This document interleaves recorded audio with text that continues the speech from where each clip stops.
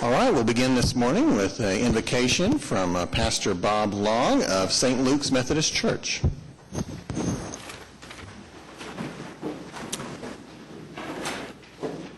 Let us pray. Oh God, we thank you for the beginning of a new week and all the possibilities of life that open before us. We thank you for those who have given themselves to the high calling of serving others. We thank you for these young adults, our youth council, who also give themselves to grow in leadership and in learning.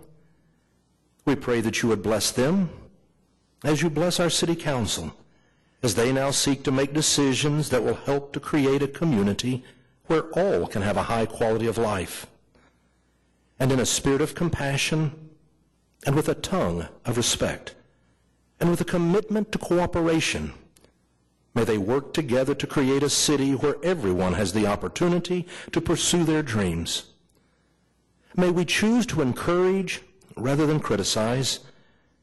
May we choose the goal of understanding rather than the force of confrontation. May we choose to build up rather than tear down. May we choose for the common good rather than our own selfish interest. We gather today, O God, with the gift of freedom and the power of choice.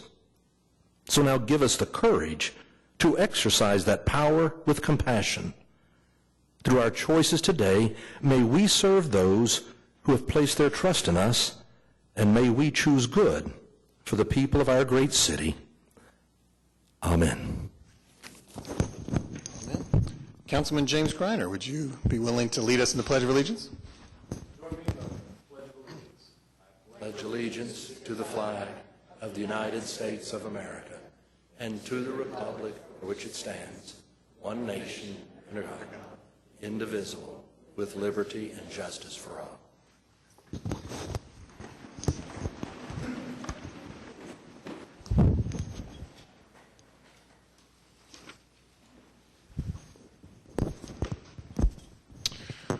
Well, good morning. I call this meeting of the City Council to order. Welcome, everyone. We will begin with items from the office of the mayor. I'm working on quite a few more appointments as I sort of settle into that part of my role, but we have a couple here today under 3A, the appointment of Ryan Cross and Blair Nafee to serve as members of the Bond Advisory Committee. I would entertain a motion for approval of those appointments. We've got a motion and a second. Is there any discussion? Seeing none, cast your votes. Passes unanimously. Now we have a fun annual ritual here at City Hall. We have the appointment under item 3B, the appointments of our youth council members. We are joined today by Sophia Jones, Julon White. I can't believe I'm going to do this to myself. I should have practiced these. Julon White, Jaden Callies, Madeline Dunn, Emily. What's that? Popolek, Daly Barnett, Jansen Griswold, Ashley Wynn, Leslie Cisneros, Daniel Coronado, Shemaiah Naff, Kevin. I just feel like everybody ought to hear their name out loud, so even if it's poorly pronounced by the mayor, at least the mayor said it, right? Where were we? Kevin Palomino, Karina Cabrera, Brandon Lopez, Kristen Lindsay, Sybil Yilmaz, Evan Oldham, and Brooke Strickland.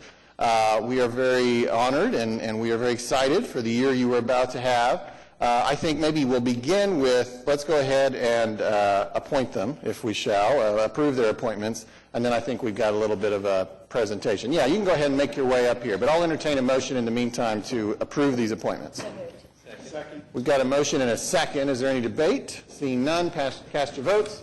Passes unanimously. Our youth counselors are appointed, but now we would like to go around and get to know them a little bit better and probably hear their names pronounced correctly. So let us start over here with Councilman James Greiner. All right. With the two youth counselors for Ward 1 are Madeline Dunn and Jaden Callies. I'll start with Madeline. Madeline is a senior at Yukon High School. She is active in student council and treasurer of the National Honor Society. Madeline has been a leader in the Yukon High School annual blood drive for 2 years. She is proud to volunteer once a month for the state to watch foster children while the foster parents attend their monthly meetings. Underage drinking and drug abuse is a serious issue with teens in Oklahoma City. The issue of peer pressure, pressure to succeed, and not disappointing others are factors that promote drinking and drug abuse. Please join me in welcoming Madeline Dunn.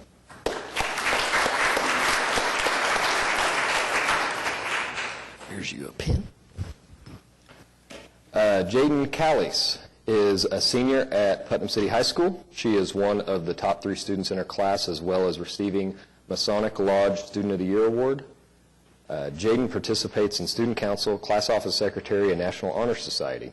Jaden volunteers every year for the Metropolitan Friends of the Library Book Sale, local food pantries, and Arbor Grove's Blue Jays program. She would like Oklahoma City to place more value on education and educational programs that support students in making better life choices such as substance abuse. Please join me in welcoming Jaden.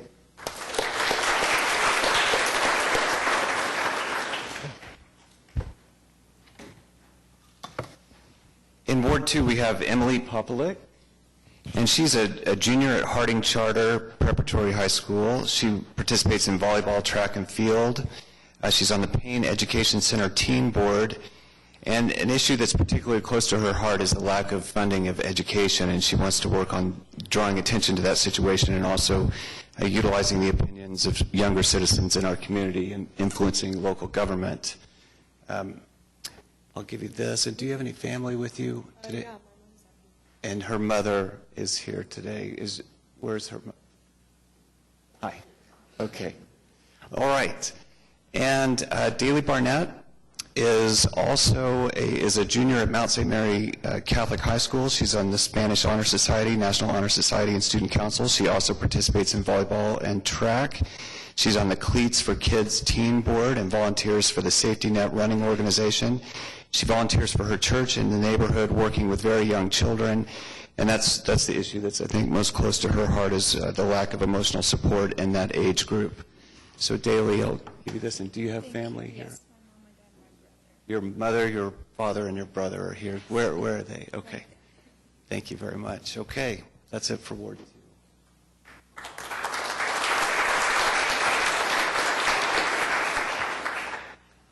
Ward 3 has 2 youth counselors, one of whom, Jansen Griswold, called me yesterday from Brazil, and he's not going to be here this morning.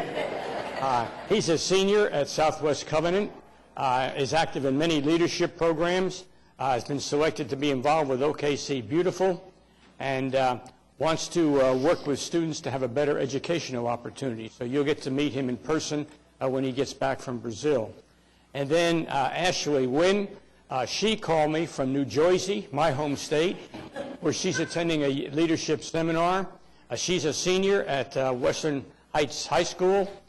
She's very active in programs to support sustainable things for low-income families, and she's very interested in improving the education in Oklahoma.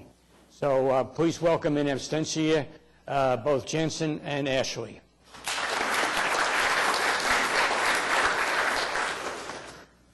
For Ward 4, I would like to introduce Leslie Cisneros.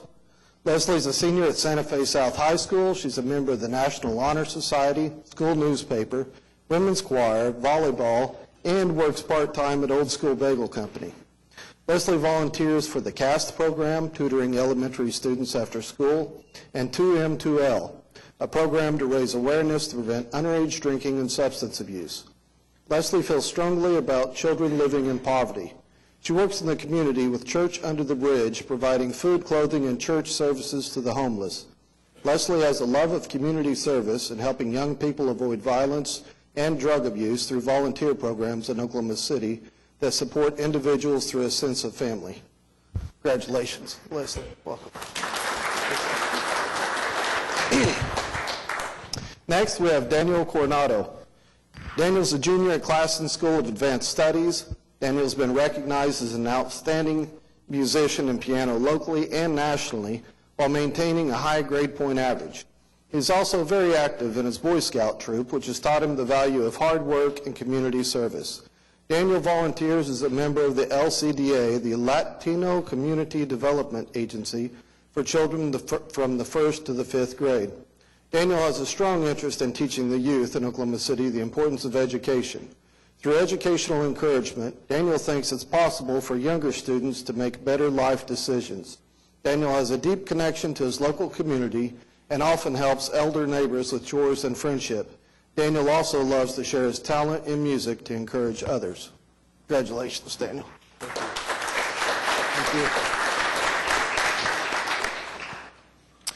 I am joined this morning by the at-large youth counselors. First, Sophia Jones, behind me, senior at Harding Fine Arts Academy. She's joined today. I met her parents, Ruth and Selden Jones. She is a member of National Honor Society, Student Council, and Yoga Club. She enjoys playing with children during her more than 30 volunteer hours so far at Infant Crisis Services. She helps design events and raise money. I like this, as the current president of the Friends of Martin Nature Park Team Board. We appreciate that. That is, of course, a city facility. She is also on the martial arts varsity team. Between the yoga and the martial arts, I think you're going to have a lot to teach your fellow counselors. She also is very interested in poverty issues, and that's something that she would like to explore while on the Youth Council. Right here, I'm joined also by Julian White. He is a senior at Putnam City West, the Patriots. His father, Julian, is here as well. He ranks in the top 1% of his class. He has received honors for academic excellence in many subjects. He's involved in the student government, student council, National Honor Society, school broadcasting, the academic team, Spirit Club, and many more. He is the chief anchor of Westworld, which is PC West's news and television show. So we've got a TV anchor back in the mayor's office. He is also volunteers as an after-school tutor, and he has been involved in Special Olympics, and he's very interested in the education funding issue here in Oklahoma City, and education in general will be a priority for him. I'm going to present them, as everyone else is, with some very nice city council pins, and would you please welcome and congratulate Sophia and Julian.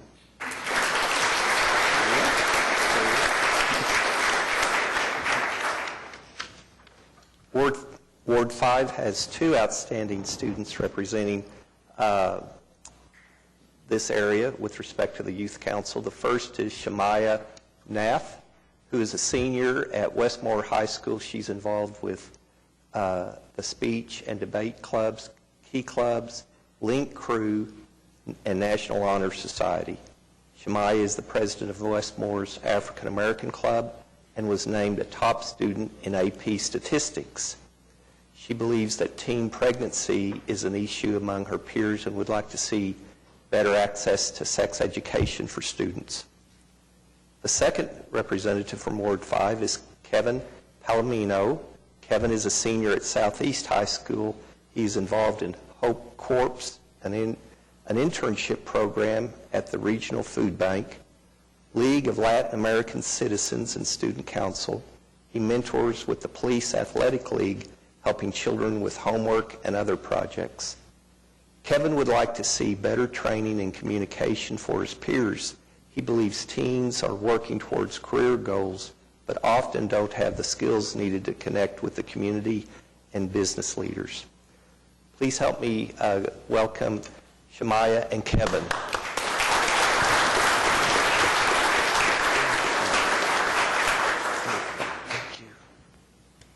Good morning. It's my pleasure this morning to introduce to you Karina Cabrera. Karina's parents are Maria Garcia and Demetrio Cabrera. She is a senior at Dove Science Academy. Karina is involved in the League of United Latin American Students and has served as its president and its vice president. She's also a member of Latinos Without Borders, Women of the South, and the National Honor Society. Katrina has volunteered in the Capitol Hill area with Haunt the Hills, Fiesta de las Americas, and she's organized college panels to speak to her peers. She maintains a near-perfect GPA while also being successful in numerous concurrent classes. Katrina would like to see better communication and deeper relationships between the different communities within Oklahoma City and is hoping that her time on the Youth Council will help her make that start. If you can let me go ahead and give you your pin and welcome you to Ward 6. Congratulations. Delighted to have you. Our second Ward 6 youth counselor is Brandon Lopez. Brandon is a senior at Aztec Charter High School today, and I know that his mom and his sister are here with him today. Brandon is a member of the Student Council, League of United Latin American Citizens, and Health Corps. For the past 2 years, he's represented his peers as a class officer, and as president, he leads other members of his class who plan and run all the school events, volunteer in the community for numerous organizations, have fundraised thousands of dollars for multiple nonprofit organizations, and spread school spirit. His honors include Headmaster and Superintendent Honor Roll and the National Technical Honor Roll. Brandon feels he's a good communicator and easily approachable, and I can confirm both of those two things already, having met him for the first time this morning. He would like to see improvement to lower income areas and hopes to help with this as he learns more about what he can do as a youth counselor. Brandon, welcome to Ward 6. Thank you. Glad to have you here. Good morning. We've got the Youth Council, two outstanding students. One is Christian Lindsay. Christian is a senior at Crooked Oaks High School. She is flight commander for Junior ROTC program, an elementary school reading buddy.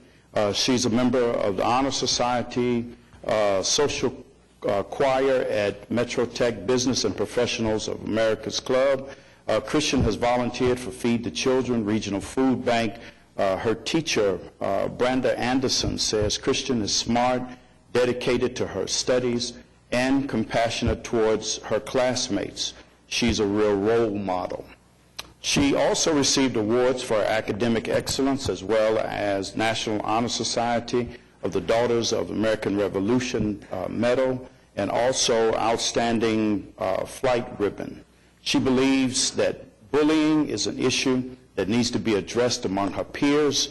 She would like to see more support available for peer collaboration and education to end bullying. Let us receive Christian. She's not here today, but let us receive Christian Lindsay.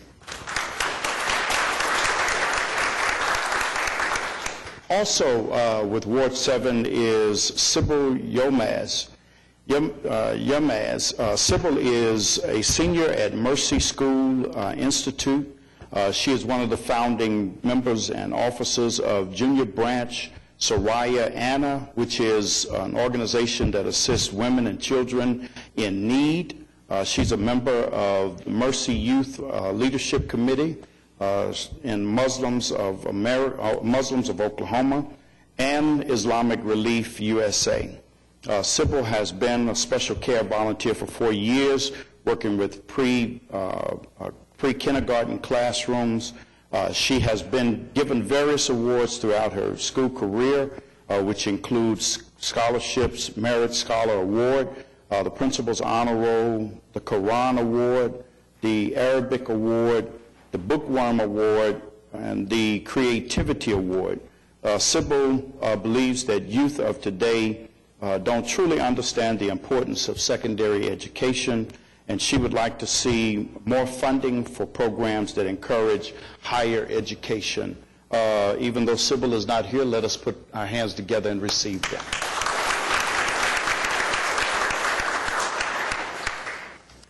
Good morning. It's my honor and pleasure to introduce two outstanding students from Ward 8, Evan Oldham and Brooke Strickland. Both of them are not here today. Evan is on a mission trip to Israel, and Brooke is on a family vacation. Let me tell you a little bit about Evan, a really outstanding student.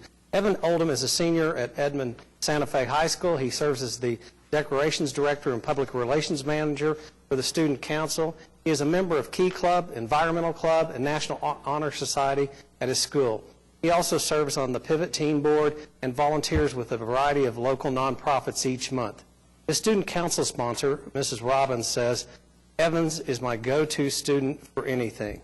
He constantly pushes himself to improve as a human, a student, and a leader. Evan believes that teen drug and alcohol use is something that needs to be addressed.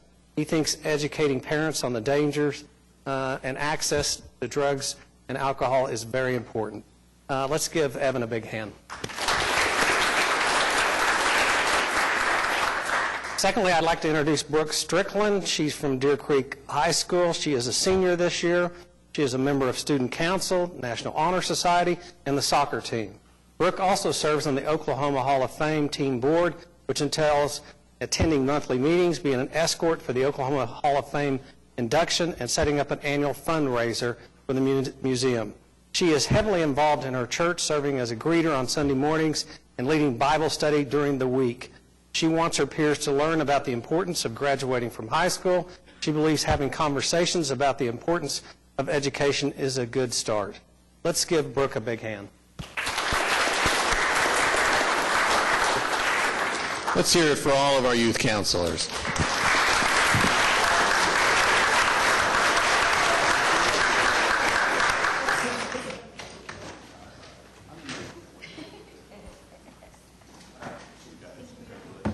Mayor, I would like to take the liberty of introducing our program co-chairs this year, one of whom is present, Debbie Forshee, and then Major Dexter Nelson, who was in some police activities this morning and could not be here. So we thank them for their support. Let's thank them, yes. And of course, none of this would be possible without Debbie Martin. Let's thank her for all of her work she puts in.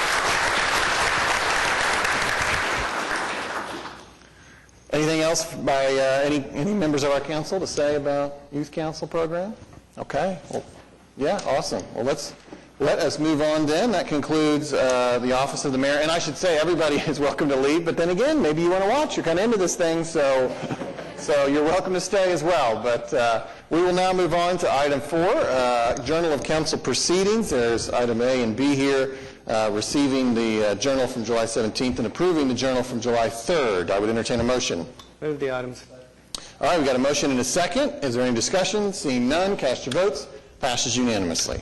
Moving on to item 5, request for uncontested continuances. Mr. City Manager. Mr. Mayor, starting on page 23, under item 9G1, item G, 2645 Southwest 40th Street, we ask that be stricken. The owner has secured. And item I, 4009 Southeast 45th Street, we ask that they be stricken. The owner secured. Moving on to item 9H1, same two properties. Item H, 2645 Southwest 40th Street, we ask that it be stricken. The owner has secured. And also item I, 4009 Southeast 45th Street, we ask that be stricken. The owner has secured. That was a short list today. So for our youth counselors, I'll tell you that what he just did there was things that we're going to move, we're not going to have on the agenda this week. We should have given you all agendas. We should, you should be able to follow along. Is there anybody? Yeah, go grab some of them agendas so they could follow along with what we're doing. All right. Item 6, revocable permits. We've got a revocable right-of-way use permit with Revolve Productions to hold AMP Festival. And it looks like, this will be on Sheridan between Chertel and Lee. And it looks like we have Toby Coleman here. Toby, good morning, council members, Mayor.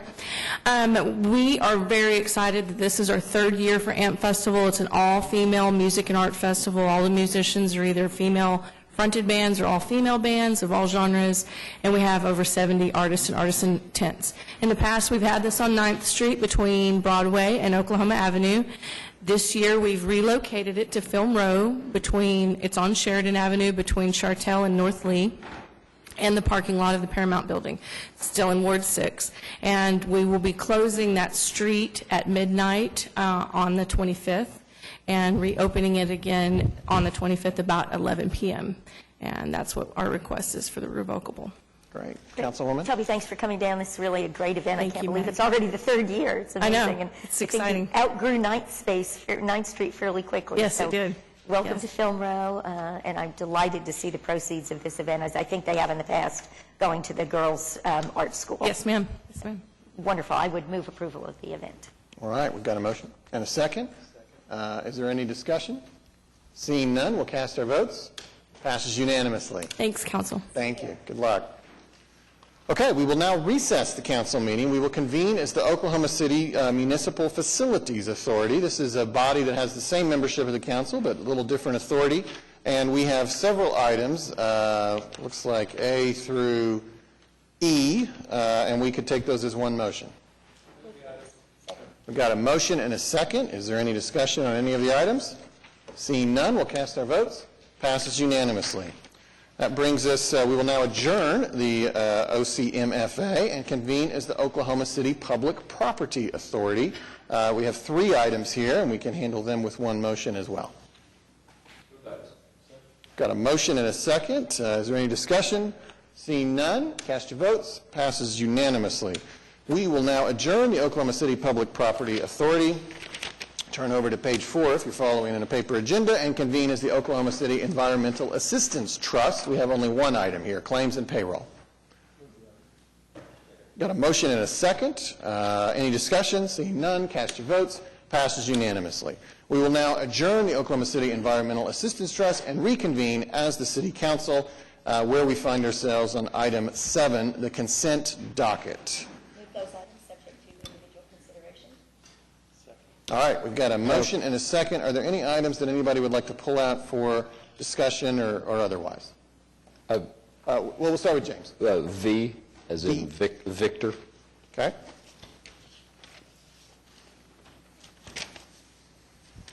Okay. Bravo Alpha, BA. Got it.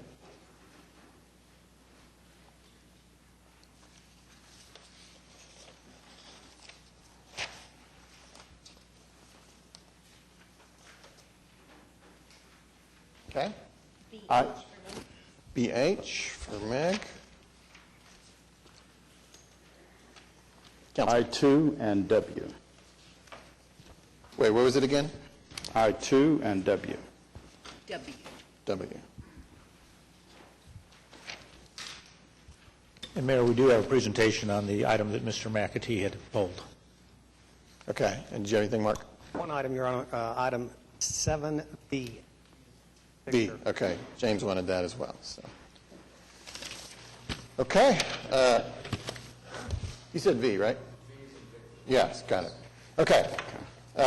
We'll just take them in order, and that means we will start there with item V. Councilman Greiner first. Okay, yeah, this is a allocation of Better Streets, Safer City funds to redo or repair the Burt Cooper Trail around Lake Hefner. The western part of it's in Ward 1, the eastern part of it's in Ward 8.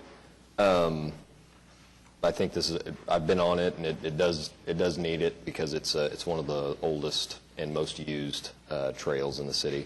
I did have a question, though, for Eric. Towards the end of some of the MAPS 3 trails that we did, we started putting concrete edges on all of the trails, and it seemed that the goal of that was to keep the asphalt more stable and to keep grass from growing up on top of the asphalt. Is that going to be done in this, or is it going to basically remain the same, just getting a new top on it? So for the Burt Cooper Trail, it's going to predominantly remain the same. We're not adding the concrete mow strips, or sometimes referred to as the header curb. I do think that we'll continue to look at those on new trail systems as we renovate existing trails. They'll, in some cases, be improved through, of course, crack sealing and resurfacing.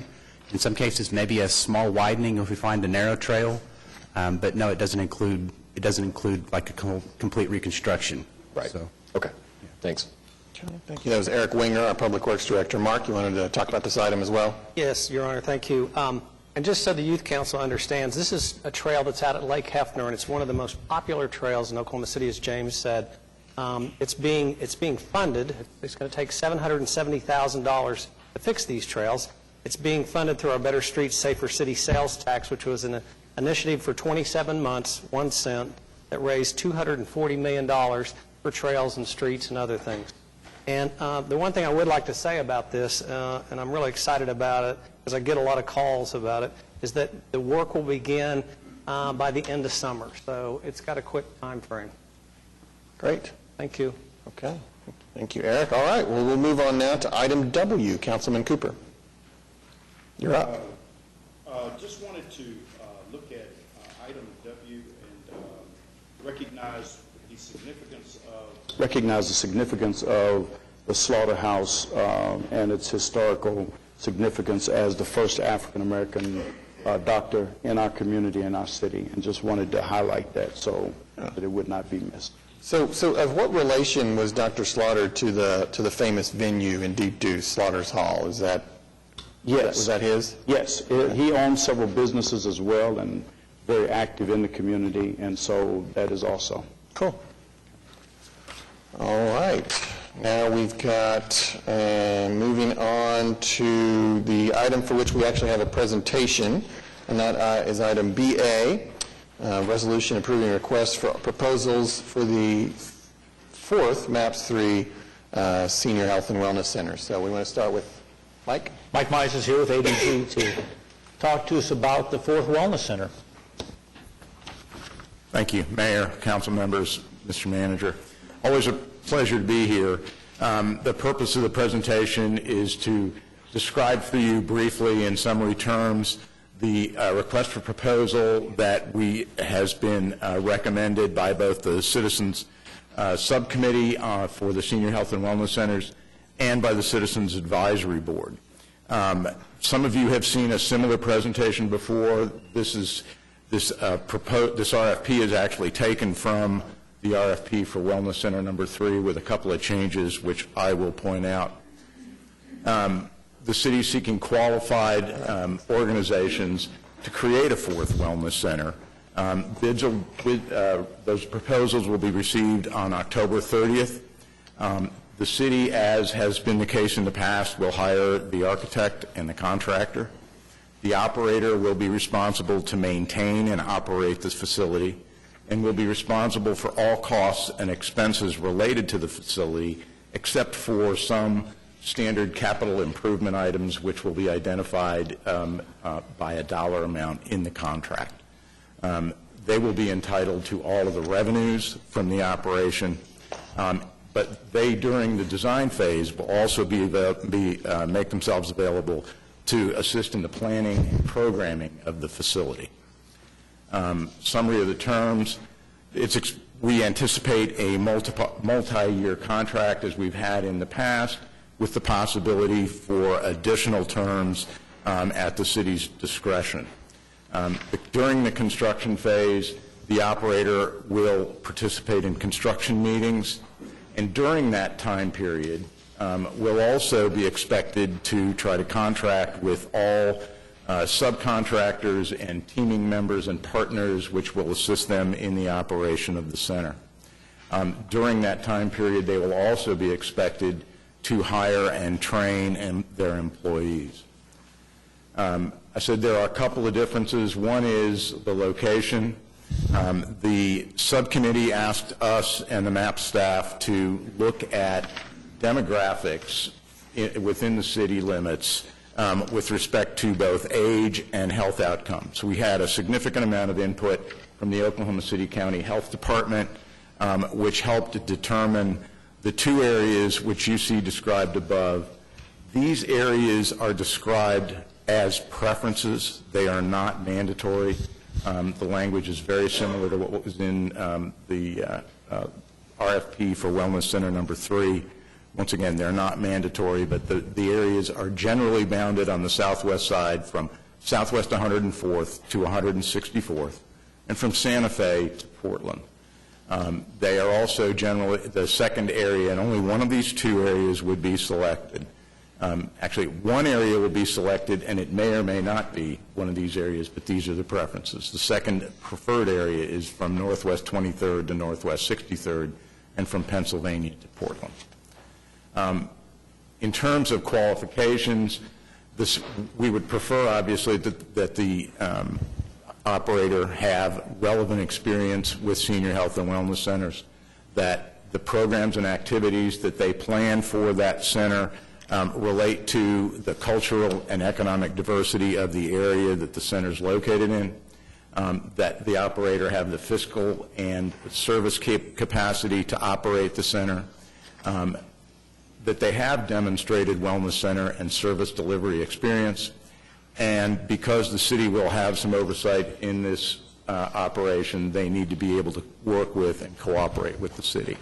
One of the things that we've learned in the past is that there are not a lot of operators out there who have direct, relevant experience. So there is a provision within the RFP that says in the absence of direct experience, respondents should describe the capabilities which qualify them for consideration. In terms of operator qualifications, again, they have to provide a statement of qualifications, including the names of key professionals and personnel who will be involved in the organization's history and background. We expect and have received in the past very detailed business plans which go a long way toward helping the interview team determine which of the potential operators is most qualified. They've also been asked to provide a specific proposed fee schedule for all of the programs, including a sliding fee scale, which would accommodate persons of all income levels. They need to explain their quality assessment process. They need to be able to describe their public and employee health procedures, and they also need to have a detailed emergency action plan. The contract will have a lot of the standard city language that's included in the centers for the first three wellness centers as well, including indemnification, insurance, non-discrimination, and notice of equal employment opportunity. The evaluation criteria are the same as they have been in the past. This is a guideline for the selection team to help them objectively evaluate the proposals. And if you have any questions, I'll be happy to try to answer those. Any questions for Mike? Okay. Thank you, Mike. Thank you. Councilman McAtee, I know you wanted to talk about this item. Yes, I would like to, council, to consider making an amendment to the RFP that you see before you. In order to provide a level of importance in the people who might respond to be operators, that there's another area of our city that might benefit from a senior wellness center. That area would be Reno on the north, South May Avenue on the east, Southwest 15th on the 59th on the south, and Cemetery Road on the west. This is an area that may not have exactly the demographics that the committee looked at up to this point, but it's got tremendous growth going on out there. There's tremendous emphasis on seniors with senior communities going on up there, and there's the turnpike going in that'll change the transportation dynamics of that area. So I would like to recommend that the RFP go from 2 areas to 3, and that the boundaries generally be Reno on the north, South May on the east, Southwest 59th on the south, and South Cemetery on the west. Thank you, Your Honor. Okay. So procedurally, what we'll do is we'll actually pull item BA out for a separate vote, and then we'll have it a vote on the amendment should you make a motion and should it succeed. So since we already have motions on the table, I should have thought of this a moment ago, but we'll go ahead and handle the other items, and then we'll return to that discussion real quick. Is that okay? Okay. Is there anything else? We'll come back to BA. Why don't we move on to BH? Thank you, Mayor. Yeah. Item BH is a resolution that accepts a $19,100 donation from the Kirkpatrick Family Fund, which is an affiliated fund of the Oklahoma City Community Foundation. And the purpose is to provide for executive development of the Oklahoma City Police Department employees. And I just was surprised at it. I did not know this, but for every year since 1995, that's a long time, the Kirkpatrick Family Fund has provided over $300,000 to send 44 individuals to this intensive leadership training program, and it's designed specifically for police leadership. And over the course of that time period, more than 1/3 of those attending the training have been promoted to executive leadership positions in the police department, the city manager's office, and other agencies. it's a huge contribution to our staff development, and I think really nice to recognize their long-term commitment to that program. It's something I just was unaware of. Great, okay. All right, well, thank you. Well, that's all the items that we had that had been mentioned. Is there anything else anyone wants to bring up about the consent docket? If not, seeing no discussion, we'll cast our votes on everything except for item BA. Passes unanimously. Okay, now we'll return to item BA. We're on the topic here of adding a third area for potential consideration in the RFP as a site for the MAPS 3, for the fourth MAPS 3 Senior Wellness Center.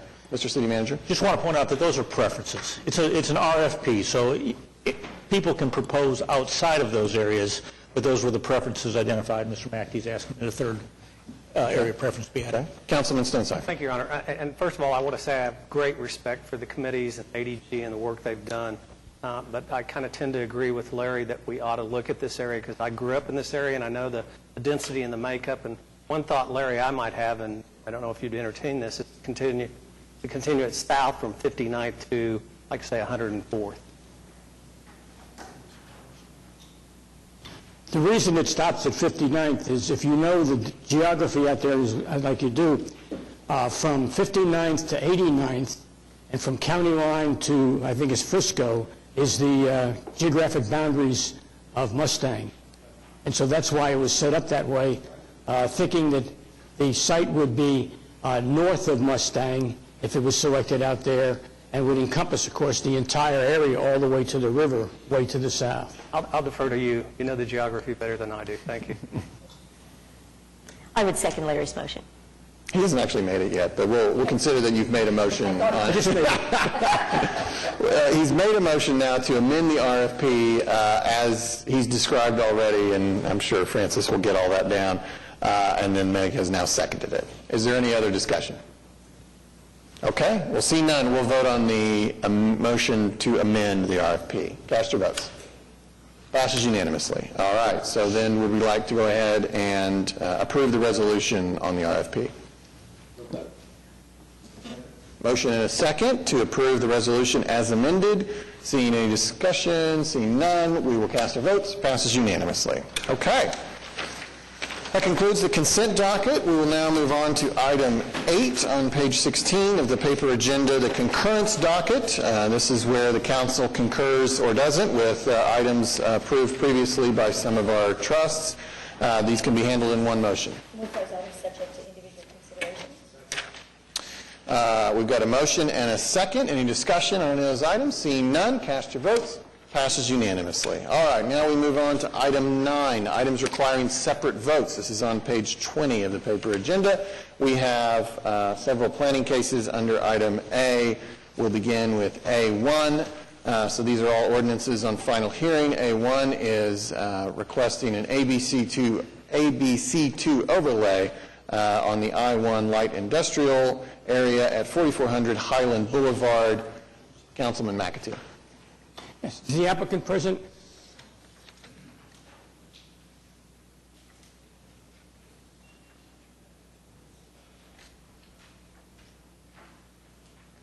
If you wouldn't mind stating your name and address. Megan Wilson. Did you want the one from my address or the property? Well, I guess we've got your address, right, Francis? Her? Yeah, your address. It's going to be 1314 North Midwest Boulevard. Okay. Apartment A, Midwest City, Oklahoma, 73110. Thank you. Would you like to talk about the... If you would, just brief the council on what your intentions are for this. Basically, we switched from a Holiday Inn Express to a Clarion, and their amenities program basically require us to offer our guests either wine or beer. So we're more just wanting to... This was heard by the Planning Commission, unanimously approved, unless the council has some questions. Has anybody signed up? I move for approval. All right, we've got a motion and a second. Is there anyone else here who wishes to speak on this? Seeing none, any discussion on the council? Seeing none, we'll cast our votes. Passes unanimously. Thank you. All right, we've got item 9A2. This is requesting an ABC2 overlay on the C3 area at 3000 West Memorial Road, Suite 109. Councilman Stonesifer. Thank you, Your Honor. This is an ordinance on final hearing. It's an ABC2 license, as you said. It went before the Planning Commission on June 14th, and received approval. I'm aware of no protest, so I'd move the item. Okay. We've got a motion and a second. Is there anyone here who wishes to speak on this item? Seeing none, any discussion on the council? Seeing none, we'll cast our votes. Passes unanimously. All right, we've got item 9A3. This is 12 Northeast 102nd Street, moving it from AA Agricultural to SPUD 1060. Councilman Cooper. Is the applicant here?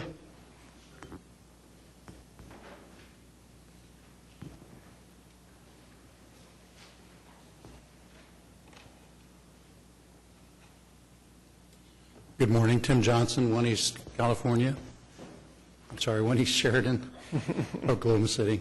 Here on behalf of the applicant, this is a rezoning of a piece of property that is kind of a continuation of the medical development that's going on south, north of Britton Road, between Oklahoma and Broadway. The property that's vacant here is zoned office as well, and it's heavily zoned on the west side, so working with planning staff, we feel like this about Oklahoma is the dividing line on how far development would go in, and so this was approved by Planning Commission unanimously. It's for O2 with some limited restrictions. Are you in agreement with the technical teams? Yes, sir. Okay. Is there anyone to speak on this? I would move for adoption. Okay, we've got a motion. Approval. And there's a second. Any discussion from the council? Seeing none, cast your votes. Thank you. Passes unanimously. All right, we've got item 9A4. This is at 8000 West Wilshire, zoning it from R1 to SPUD 1061. Councilman Greiner. Yeah, this is to allow a convenience store on the corner of Wilshire and Council. Had unanimous Planning Commission approval. There was one protester. Has anybody signed up? Has anyone signed up? I would assume no. Okay. No. With that, I move for approval. Okay. We've got a motion and a second. Anyone here to talk on this item? Seeing none. Any discussion on the council? Seeing none, we'll cast our votes. Passes unanimously. All right, that moves us to 9A5. This is at 2149 Southwest 59th Street, moving it from O2 to SPUD 1062. Councilwoman Salyer. Thank you, Mayor. I believe the applicant is here.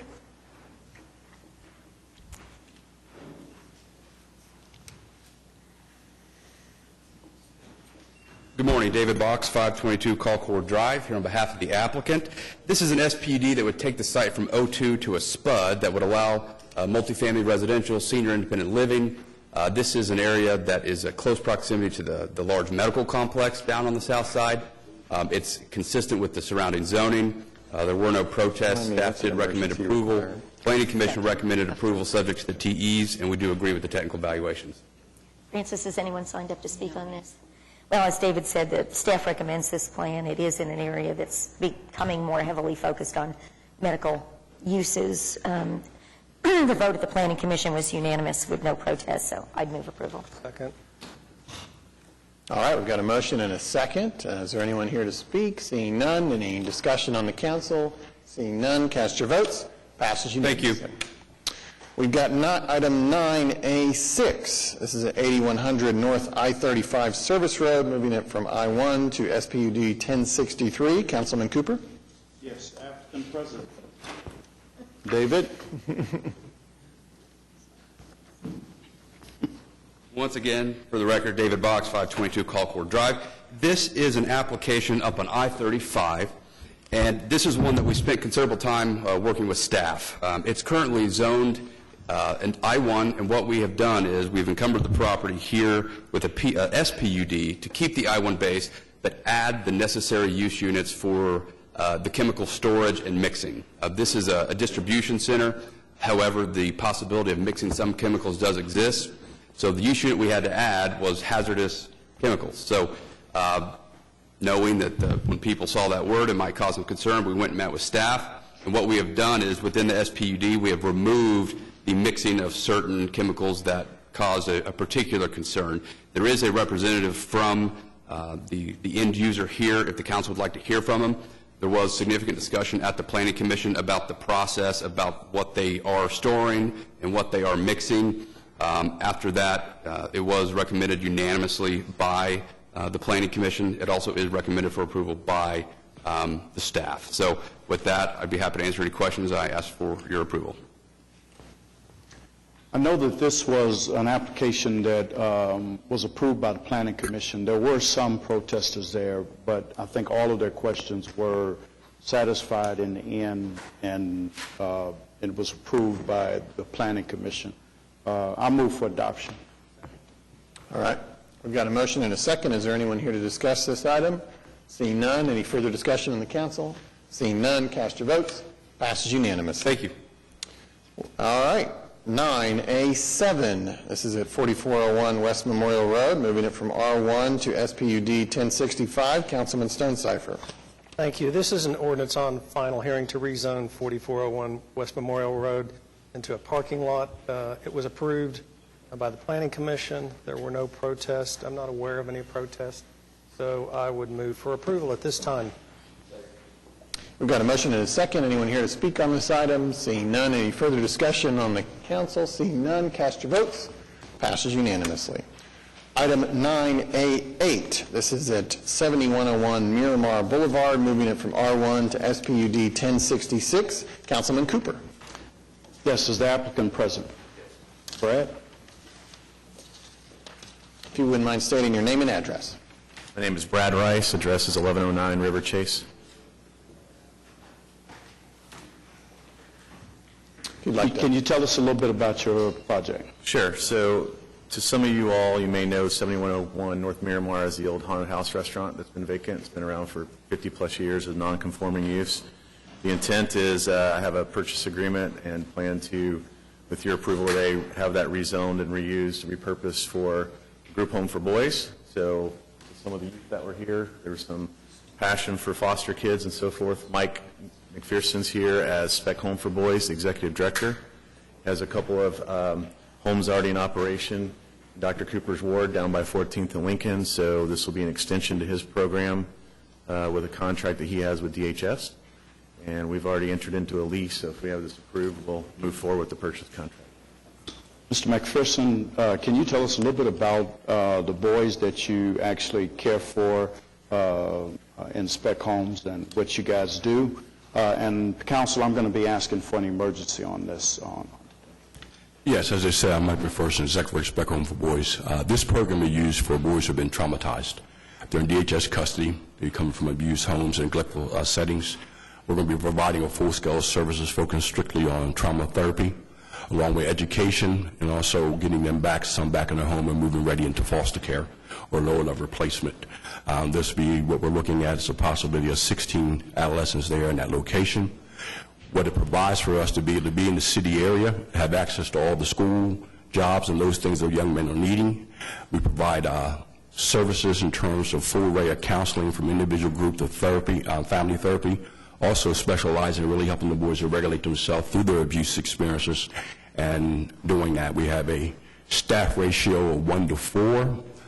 So there will be a total of, at any given time, 6 people on board at each hour of the day that the young men are there.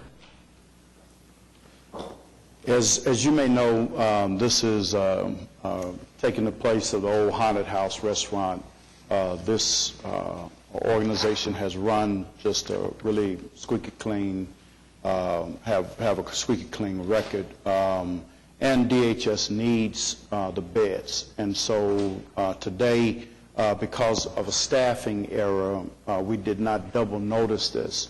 And so I'm asking for an emergency on this because we failed on our part to really double notice this. So are there any other concerns? I'll move for adoption. Okay. We've got a motion and a second. The emergency will be a separate motion and vote. So this is just on approval. Is there anyone else who wishes to speak? Seeing none, any further discussion on the council? We'll vote on the motion to approve. Passes unanimously. And then I'll entertain a motion. For approval for the emergency. We've got a motion and a second on the emergency. Is there any discussion on that? Okay. We'll cast our votes. Passes unanimously. Thank you. Thank you. Thank you very much. All right, now we are at 9B. This is ordinance on final hearing. This was recommended for approval. This is a special permit to permit a telecommunication tower in the R1 single-family residential district found at 2101 Northwest 16th. Councilwoman Salyer. Thank you, Mayor. Good morning. I think I ought to probably set the stage just a little bit here. This is a very complicated situation, and Kenny, I'm going to be relying heavily on legal advice as we move through this. In the 10 years that I've served on the council, this is only the second one of these special permits that have been protested at this level to come before us. And I think what we will do today is essentially have a recorded hearing. Kenny, what do we call this procedure? Just a hearing. We have a court reporter here, so if everybody states their name when they make comments, she'll be able to take it down in the record. Great. So I just wanted to be sure that everybody here knew that we do have a court reporter. We'll be recording all of this so that should the result not be what is wished, either party has the opportunity to move this forward to district court, and this will be the record provided for that. So I guess, David, maybe you would present the case to begin with, and then we'll listen to the neighbors that are here, and we'll take it from there. Sure. So, for the record, David Box, 522 Colcord Drive. I am here today on behalf of the applicant, EcoSite, and what we're here on is a special permit application. I've got several people here with me to present various types of testimony for the council.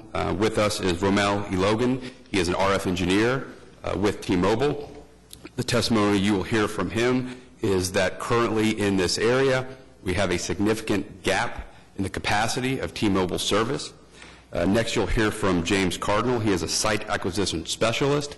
What you will hear from him is the process he went through to acquire the site and analyze various alternative sites. And ultimately, what you will see is the site we have selected is the least intrusive means. And finally, Bob Grace, who is an MAI designated appraiser. He is here to testify regarding property values and the lack of an impact that these towers have on surrounding property values. Mr. Grace has testified before this council in years past. He's done various proximity studies in which he has studied the impacts based upon market data. And again, he'll get into that in a little bit. Before I begin, I do want to briefly go through the documents that you have before you, make sure everybody's got it. So what you have is a tabbed exhibit binder working from front to back. Exhibit A is a legal memorandum that my office prepared regarding the various federal aspects of these cases. B is a document produced by T-Mobile that is the RF data that will show why we have a gap and why this site is necessary. C are photo simulations showing what this tower will look like at various vantage points throughout the neighborhood. D is a site plan and kind of construction-like drawings that show you the details of the site in terms of height and the build-out area. E is the search ring. That is what James will be talking about. Because this is an urbanized area, the location to fill this gap is very small, and that's why the ring is as small as you see. And finally, F is a letter from Romel, and it's the RF justification letter. So I do think it's perhaps beneficial to kind of walk backwards in this case. This is an old case in terms of zoning cases. This was filed in December of 2017. When we filed it, it was a 90-foot steel monopole. Almost immediately, we received protests, so we went, sat down with neighbors, had several meetings, and one of the first things that my client agreed to do was to modify the application from a steel monopole to a stealth tower. And so if you'll turn to Exhibit C in your booklet, Exhibit C is Bates numbered. You'll see numbers at the bottom. And perhaps the best image, we can walk through all of these, but perhaps the best image to see what it will look like is Exhibit C, dates number 008. What you'll see there is an image of the church, and then you see the tower. So what you see in the background as the cross on that three-sided structure, that is now the cell tower. This is what in the industry they call a stealth tower. I would submit to you that in several years, once this is built, if somebody was not involved in this dispute and didn't know that it was a cell tower, they wouldn't think twice about seeing a cross on what appears to be a bell tower or clock tower on a church site. So that was the first thing we did, and it doesn't come easily. These things do cost significant money compared to what we could do with a traditional steel monopole. Ms. Lincoln, if you could go to the aerial. Do you have an aerial? Yeah, that works. So right now you see 1 through 7 all focused on the little dot. Before that little dot was where we're talking about, we were further to the west. We were closer to the house to the west, and that was a big concern. We went to Planning Commission in March with our application on that site to the west. Planning Commission was unanimous in the recommendation for approval.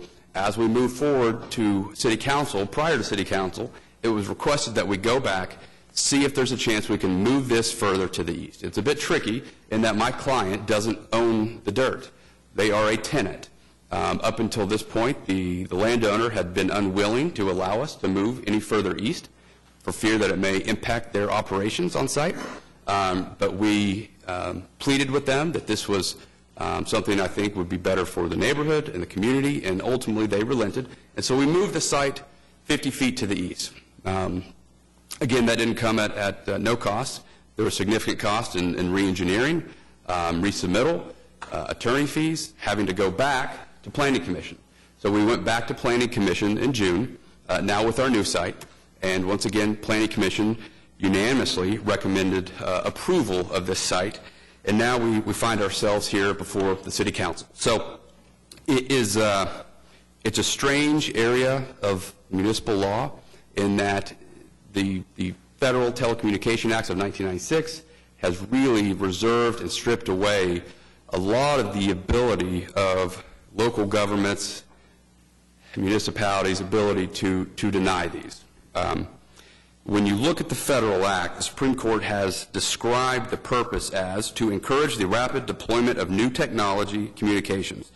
The Act is sought to reduce impediments imposed by local governments. What you can see happening is when telecommunication technology became prevalent, local governments were routinely denying these applications based upon protests from neighbors. So through various litigations, what has come out is a two-pronged approach when you look at these cases. What typically happens if a city were to deny a case like this, the carrier would make what's called an effective prohibition challenge. Under the effective prohibition challenge, it's a two-pronged approach. The first prong requires the provider to show a significant gap in its own service coverage or capacity. So what the FCC has made clear is that a state or local government may not lawfully deny an application to site a personal wireless service facility on the basis that other wireless carriers serve the same geographic area. So what that means is when you think about what we're doing here, I can tell you that this is T-Mobile, EcoSight's means of last resort. What they do first is they try to upgrade all their existing towers to see if they can serve and fill that gap based upon current available technology that they've got in the area. We did that here. After we upgraded the technology, we still had the gap.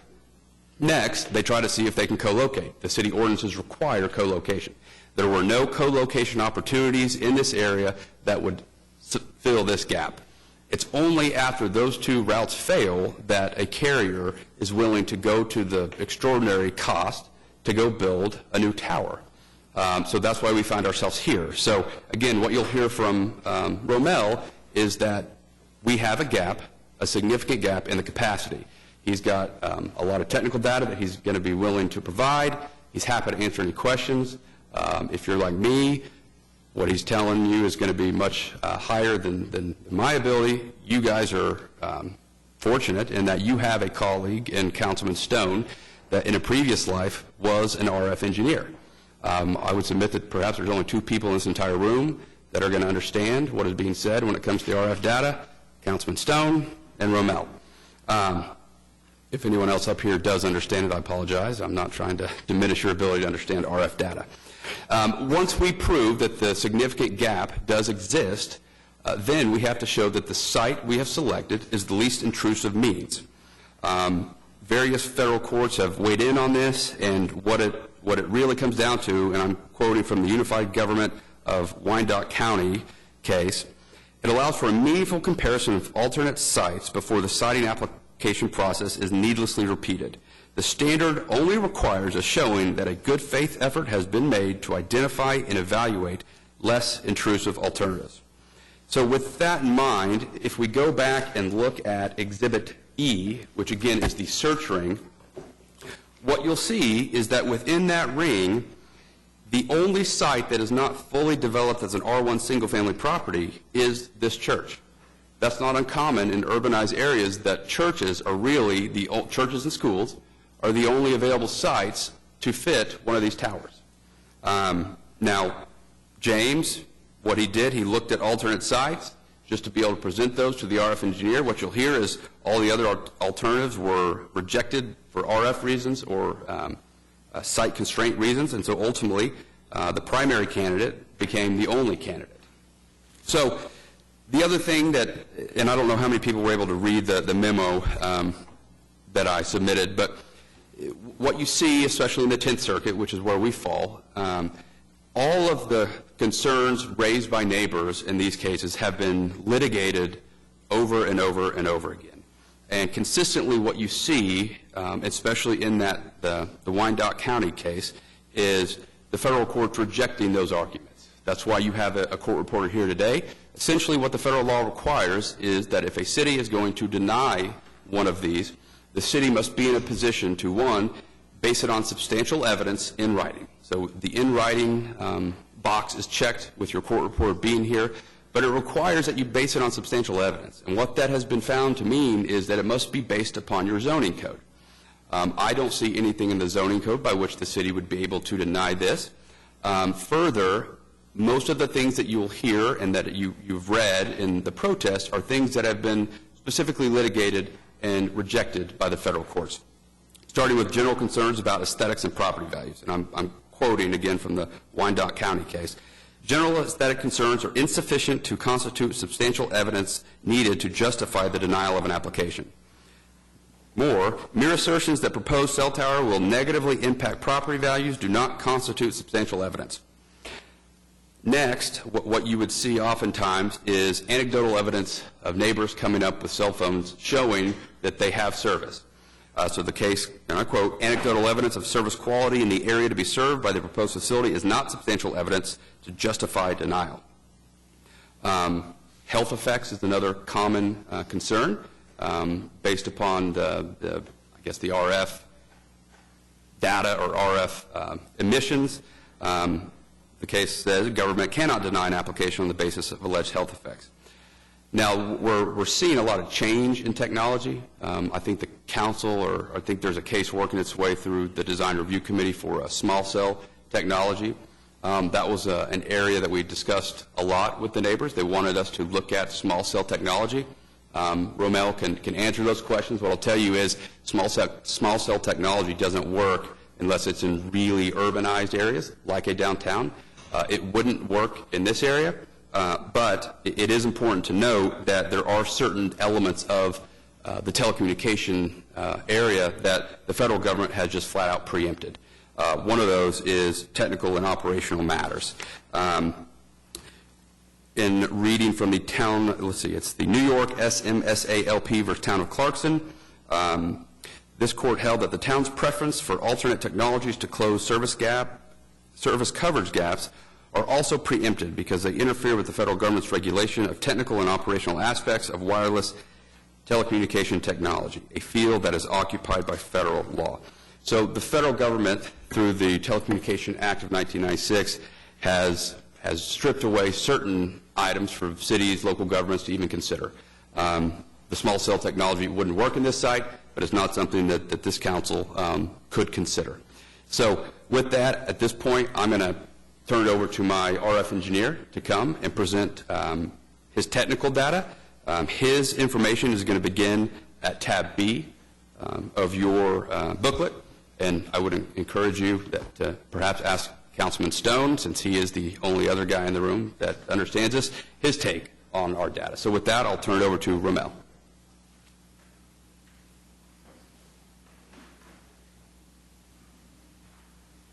Good morning, Mayor, Council. My name is Romel Ilagan, 2413 Northwest 197. Hold the microphone closer to your mouth. Sorry. 2413 Northwest 197th Street. I'm a senior RF engineer for T-Mobile, and we are responsible for designing and optimizing the Oklahoma City network. So another backstory, as early as May 2016, we are looking at the network and the forecasted growth of the network, and we have determined that this area, coupled with upgrading the surrounding sites, would still require a new site. As David had mentioned earlier, building a new site is the last resort in capacity mitigation. So we have looked at the sites in the area. Actually, before I start with the presentation, can you please turn to the Exhibit F, 001. So the three sites that we have, we were planning to mitigate the capacity. From 2016, we already did the upgrades. The upgrades entail wherein we are harvesting the legacy technology, GSM and UMTS, and using that spectrum for upgrading the LTE. So 4G network is what we are currently now, and after harvesting the legacy technology, from 2016, the three sites that we are targeting to mitigate the capacity had been upgraded already. So with the data that we have current, and I'm going back to the slide on Exhibit B. This is March data from 2017 to 2018 on the same month of March for those three sites. The network is still increasing traffic and most importantly increasing voice traffic and data traffic. In network design, we are, aside from traffic, we are also considering behavioral changes in how the network is being used.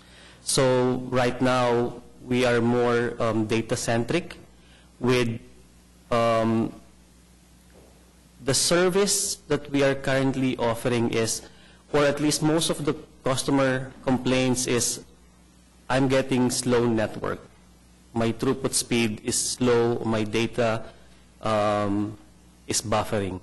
So that is because of congestion, that is because of traffic. And with all the upgrades that we have and all the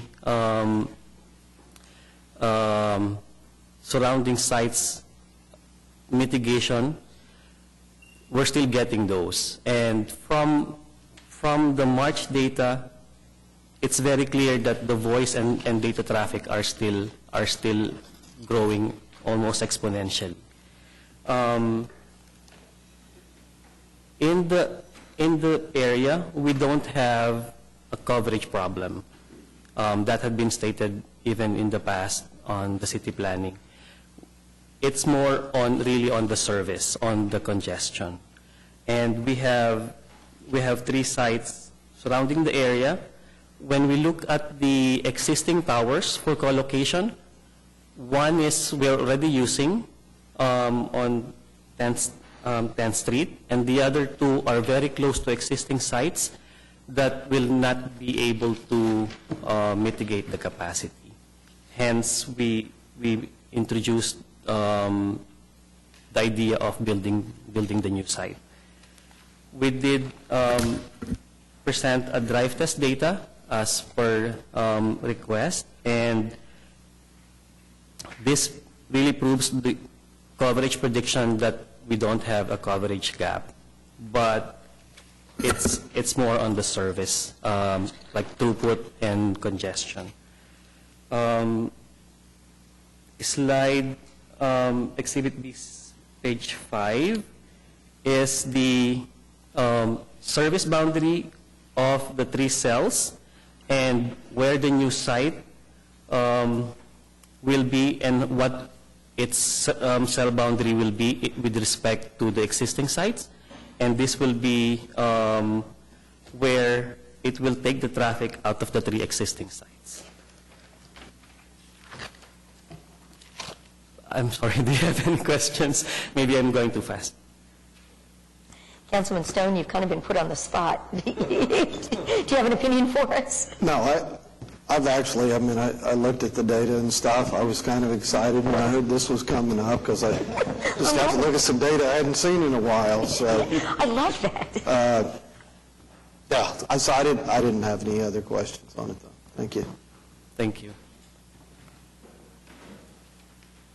So next, we'll hear from James Cardinal, who is the site acquisition specialist, to walk through his analysis on the sites based upon the search ring.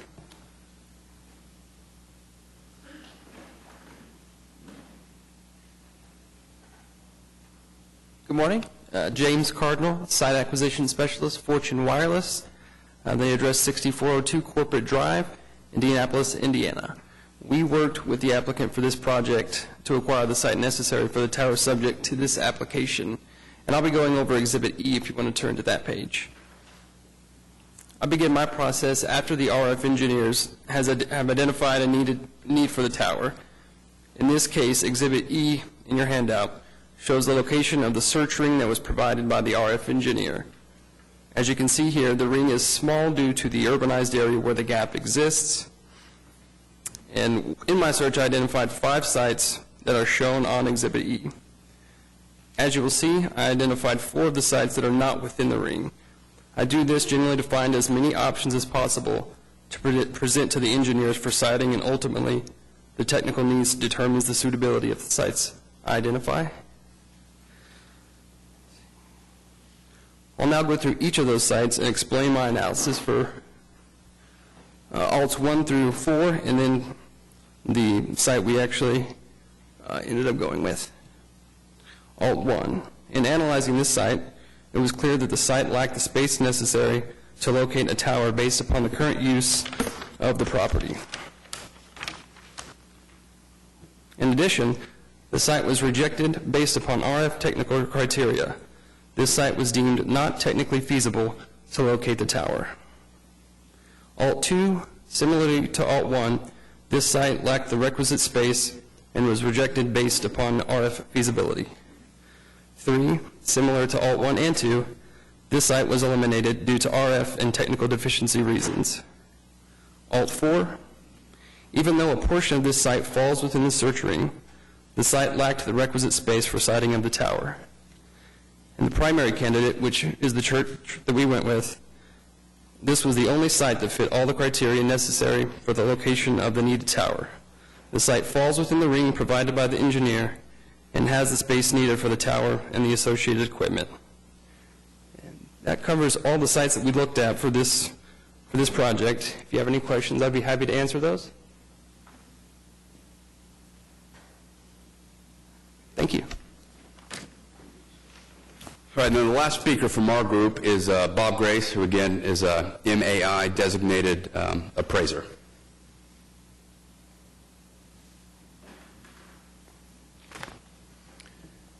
Good morning. My name is Bob Grace. My address is 2708 Northeast 133rd, Edmond, Oklahoma. I am, as David mentioned, I'm an MAI designated appraiser. I've got a state license with Oklahoma, which is an Oklahoma Certified General's license, which of the 4 levels, the Oklahoma State Certified General is the highest level of licensure. I have the MAI, the SRA designation, and the CRE designation, Counselor of Real Estate. Those are the 3 of the highest real property designations provided nationwide and worldwide. I've been on the National Board of Directors for the Appraisal Institute out of Chicago, which is the nation's oldest and largest professional society. I've served on numerous committees, including the Education Committee, the Strategic Planning Committee, several other directed boards along the way. I've been appraising since 1994. I have a degree in finance and accounting from Oklahoma State University. I have developed opinions of value regarding proximity on numerous properties throughout the years. Specifically to cell phone towers, we've probably developed 8 or 10 opinions over the last 20-plus years. And the drivers of the market tend to be 3 or 4 different metrics. There's the sale price per square foot, there's the overall sales price, there's days on market, and there's something called the sale price list price ratio, which is I asked $1 and I got 98 cents, which is typical standard negotiation tactic found in the market. So what we did, excuse me, in our latest proximity study that we developed was, first thing was we reviewed all available articles that were out there. The significant takeaway from that is that real estate is local. As you would imagine, what we would find in Orange County, California would be significantly different than what we would find in Macomb, Oklahoma, or in this instance in downtown Oklahoma City. So what we did was we developed some case study properties in and around north central and northwest Oklahoma City. Those properties are consistent with the subject's neighborhood, consistent in terms of the age of the property, the square footage of the property, the market segment, meaning we have homes here that sell from roughly $150,000 to $300,000. The market segments for the case studies that we chose were consistent along those lines, also consistent in terms of age. Excuse me. We measured median sale prices from those neighborhoods of the recent sales.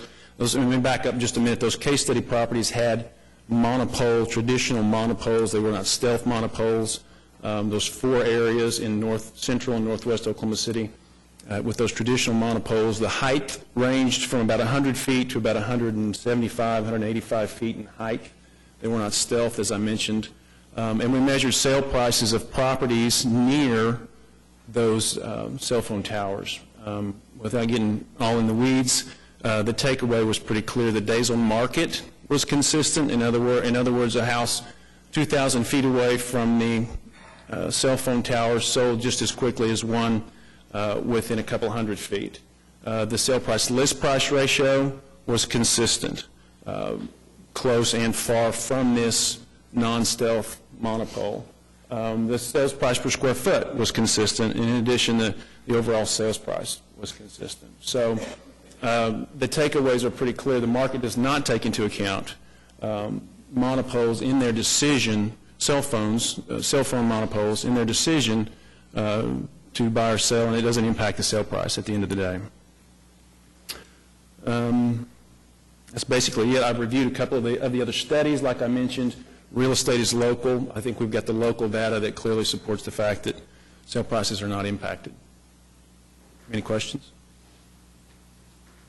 I just have one. And that study was just based on a raw monopole, right? Not a stealth pole, correct? Yes, not a stealth pole, just a traditional monopole. Thank you. I'll be brief. To your point, Councilman Stone, I think that perhaps even further bolsters the results that Mr. Grace found. If there's no impact on property values with a traditional steel monopole, presumably something that is stealth, that blends in, would have even less. So with that, that concludes all the evidence and testimony we have.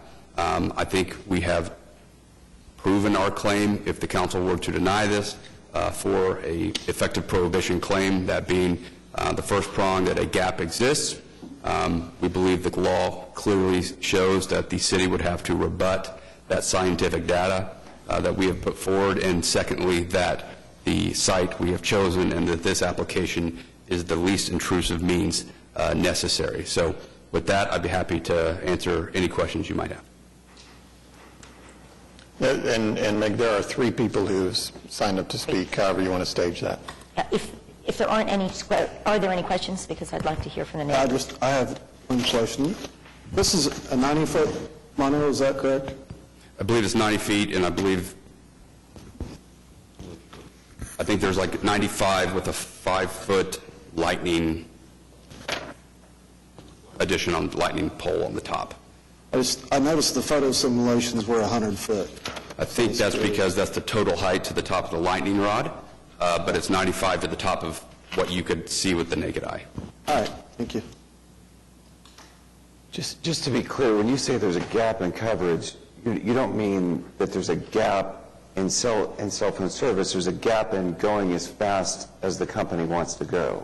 Yeah, so there's a gap in capacity, and to the point, that specific topic's been litigated, AT&T Mobility versus Village of Corrales, and it states, the significant service coverage or capacity gap may be an area of insufficient outdoor, in-building, or in-vehicle coverage, or it may simply be an area where service quality drops below acceptable service standards during periods of peak demand.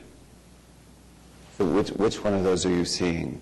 The congestion caused by the build-out of this area has caused a significant gap in the capacity below the acceptable levels. Below the acceptable levels, or not to be able to go as fast as you want, to stream movies and things below like the that? acceptable levels. Okay. So for those watching, I think to cite this, we need to be reminded that the location is extremely in close proximity to the Plaza District, Pleasanton, Penn, Gatewood. This Las Vegas neighborhood is right in, the heart of an area that's just exploding in both density and data usage. Kenny.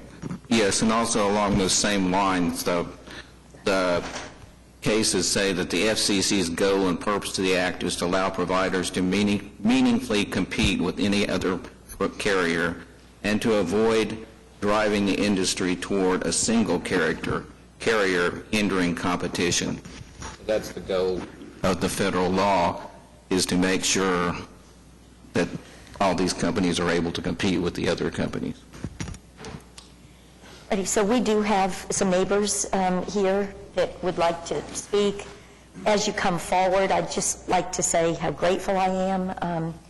I can't imagine how much time, because I know how much time I've spent, how much time the neighborhood has spent working on this issue, trying to craft solutions. They've been very open to meeting with me and meeting with the telecommunications company to try to craft some solutions. This is not perfect by any means, and so as we go forward, I just want the neighborhood to understand how much we appreciate, how grateful we are, and we know how important this is to you to get this right. So are you Michael? No, I'm Sebastian. Sebastian, okay. Sebastian Davis. We'll start with you, Sebastian Davis, if you wouldn't mind stating your name and address. Sebastian Davis, in 2215 Northwest 18th Street. I do want to thank Councilwoman Meg Sawyers for the time that she has spent on this. Mr. Mayor and council members, this neighborhood has supported MAPS. It's comprised of a varied level of citizens. Myself, I'm a research analyst. I have had a consulting contract with the University of Oklahoma. I currently have a contract as a data analyst for a statewide association of youth services agencies. I've been doing data work since 1990s, working with various professionals, PhD candidates. I have no objection at all to experts being able to testify, and I'm going to touch on that because I have a request. We had an expert witness that was going to speak to the adverse impact that a cell phone tower has on property values. That was a realtor who has been practicing in our neighborhood for 20-plus years. However, her mother died 2 days ago, and so she could not be here today. So if it is at all possible, we would like to be able to have an opportunity to present her so she can talk about what her expert opinion is on the adverse impact of this tower on the property values of the homes directly affected. Realtors, there are a couple of issues here. Let's talk about this for a minute. Our objection, first of all, is with the whole process. We don't think that the planning department was very transparent. We don't think that the application itself has been transparent with respect to a number of issues. We don't know the basis for the denial of the alternative sites. We don't know what those alternative sites were offered with respect to rental prices per month payments for erecting a cell phone tower, whether it was not enough. We've heard that the current site is going to get $1,000 a month, but we've also heard prices of $2,500, as low as $400 a month. So we really have no idea on what basis the alternative sites were declined. We do know that in some other cities, cell phone towers have been erected on top of buildings. We know that part of the congestion problem is because the city has encouraged development in the Plaza District. And that's a great thing because it draws people. It actually increases our property values to be that close to Midtown and to a burgeoning area like that gets a lot of foot traffic. That's what's driving this data thing. That's what's driving the congestion. Why can't a tower be built down there or on a building down there, such as when I go to Tulsa and I want to go to Blaze Pizza or Taco Place on Cherry Street or 15th Street, I can see a cell phone tower on top of a building, which adequately meets the thing. Now here's the other issue. So we have a problem with the process. We think the city needs to be more proactive with respect to this issue of cell phone towers. We think that the city, it doesn't have an RF expert on staff or even under contract, even though the availability is there through different universities and engineering departments, to be able to help the city assess. The city is basically in a position where it has no expert that can say whether anything that's been asserted, to what extent it's true and to what extent is there a gap, is there coverage, to what extent is there an emergency here, that it needs to be taken care of immediately or it can't wait a year or 2 years down the line while the city has upon itself enough time to explore alternatives. Every one of the alternative sites that we were initially told about were within a half mile of its current location that they designated where they'd like to have it. Within another half mile, we located a possible alternative site, Wheeler Park, which, lo and behold, is 600 square feet, which has enough of a setback then that's away from residential properties. Okay, so that's the first issue, is that we think the city ought to be more proactive. The second issue is with respect to the tower itself, everything that Mr. Box told you about what cities could and could not do is correct, but it's through a selective selection of court cases from certain circuit courts. That's not all there is to it. A cursory, if you just Google case law with respect to municipal denials of cell phone tower applications, you will find cases that have gone to circuit courts where the cities have won. And that's the other thing that bothers us about this whole process, because at the Planning Commission, people, the commissioners that we met with, Janice Powers and Asa Highsmith, and council members that we met with, basically were saying, our hands are tied. Our legal department has told us we cannot deny this. Our hands are tied. We can't do a thing. But you can, because there are court cases out there that support that. Even in the instance, this particular instance, where the nearest residential property is directly north of where this proposed tower is, and the tower 100 feet, and according to city code, they can add on another 20 feet. They can make it 110 feet, and they don't need approval to do that if they want to put antennas up there. if it falls or there's a catastrophe, it's going to be right on top of that residential home just directly north. There are two items in the city code that pertain. One is that it's got to be 300 feet from the nearest residential home, and that's the special exemption they're asking for. The other one, which is not in the application and not in any planning document, but it is in city code, is there has to be a set-off of 125% of the height of the tower, and that's a safety set-off from the nearest residential property use. And this tower is going to be in violation of that. We're in Tornado Alley. The U.S. Army Corps of Engineers documented approximately 100. I sent emails to all of you with all those documents, Appendix A, Appendix B, documentation of our concerns. There have been studies after studies that have showed a number of instances where cell towers have either collapsed, they have caught fire, they are subject to falling ice and debris. They are engineered to fall into pieces, but that's no guarantee of safety, and that's why we do not want it in the neighborhood. We're not a bunch of Luddites. We all love to have our cell phone. We want to have the coverage. We want 4G TVs and all the rest of it. We use this technology, but we do want it to be safe. And just imagine this. If this were in your backyard, this is the dimensions they're talking about for the base of this tower. From that wall to that wall, and from that wall to about the second row. That's going to be the base, 35 feet by 35 feet. Imagine that within 100 feet of your home. Now, they can have an expert come up here and say that it's not going to impact property values. Well, in our documentation, we listed all kinds of studies done by PhDs affiliated with universities that contradict that, including studies that were published in the Appraiser's Journal. So we feel like we've got plenty of grounds here to deny or at least postpone this decision while the city decides how best to meet this issue of the placement of cell phone towers in a way that neighborhoods are satisfied.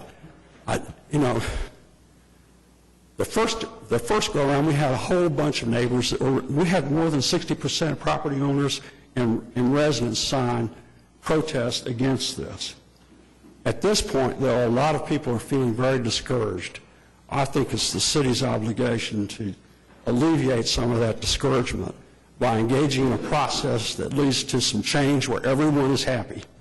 They get a tower, they get to address the issue of capacity or coverage, and at the same time, neighbors are able to feel like they don't have to look outside their bedroom window and see this monstrosity right across the way. I mean, this thing's going to have, it'll have a 7-foot fence, and they've told us that they're going to have a tree screen around it, but it's going to be there anyway. And anecdotally, we cannot say that we can't talk about adverse impact on property values because the court won't accept that. But courts will accept substantial evidence, and the meaning of substantial evidence is evidence that any reasonable person would accept as being an appropriate case for an argument.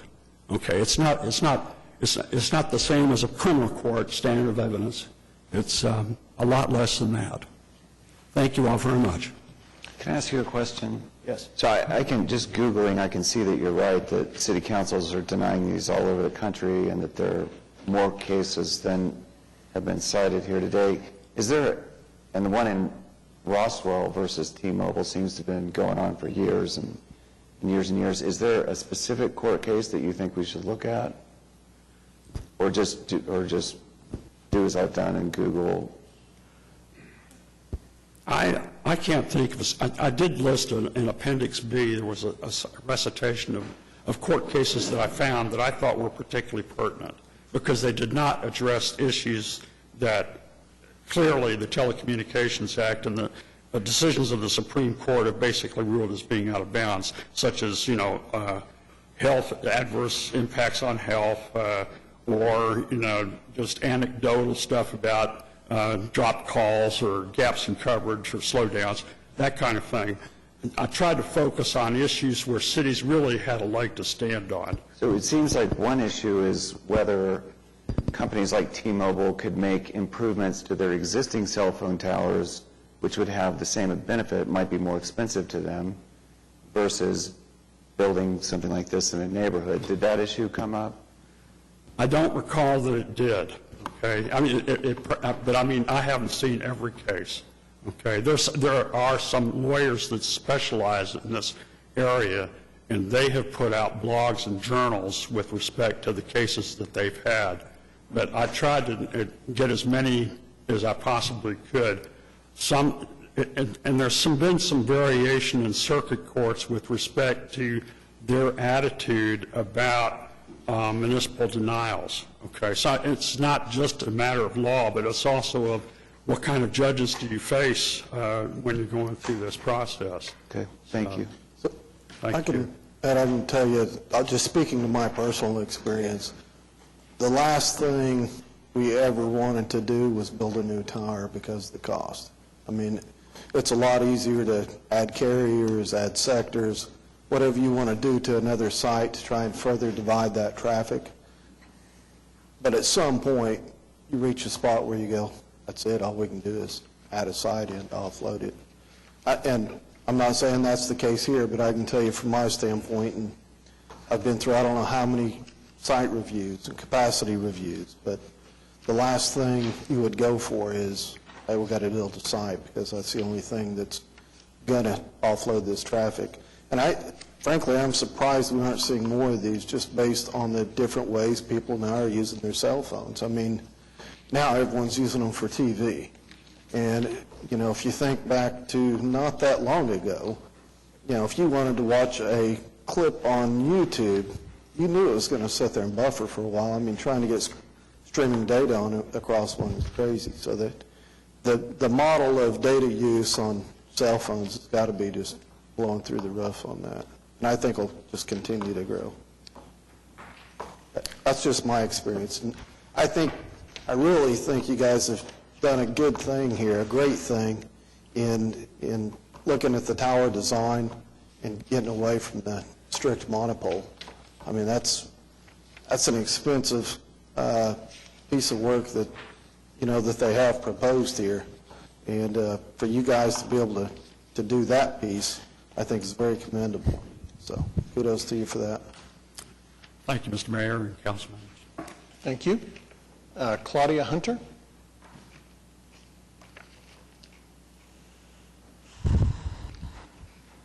Claudia Hunter. I live at 2215 Northwest 18th Street, Oklahoma City.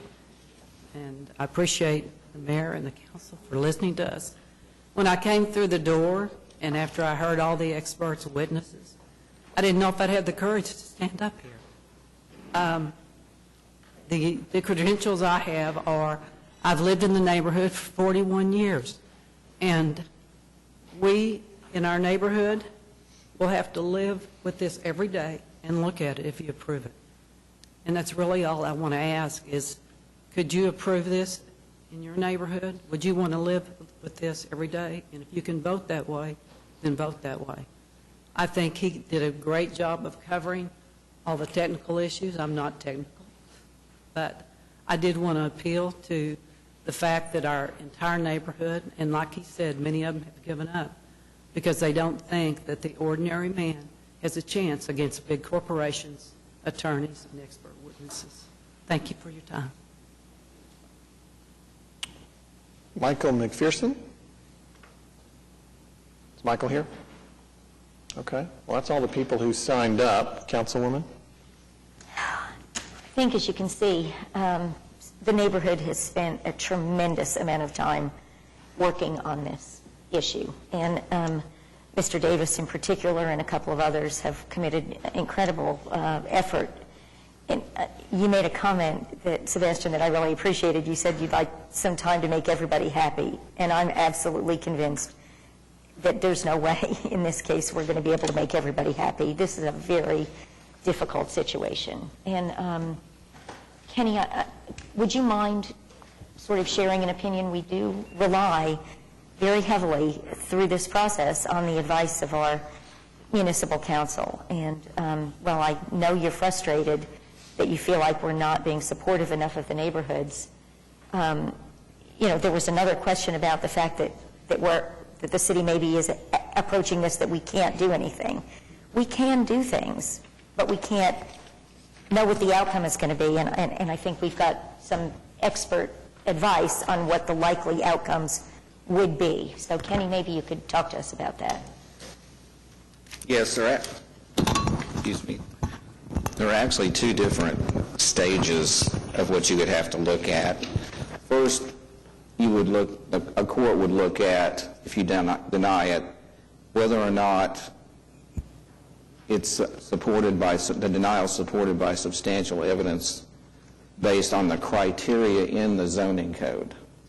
So, for example, if you had an expert come in and say, on the other side, there's a 50% chance that this tower will fall, and you believe that, then possibly you could deny it based on that, because the criteria in the ordinance is that it's supposed to be 300 feet from any residential use.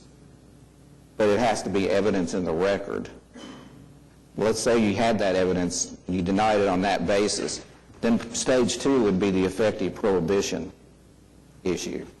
That can trump a denial based on substantial evidence in the record. Now you can amend the zoning code and require the applicant to prove that there'll be effective prohibition. So that would be in the zoning code.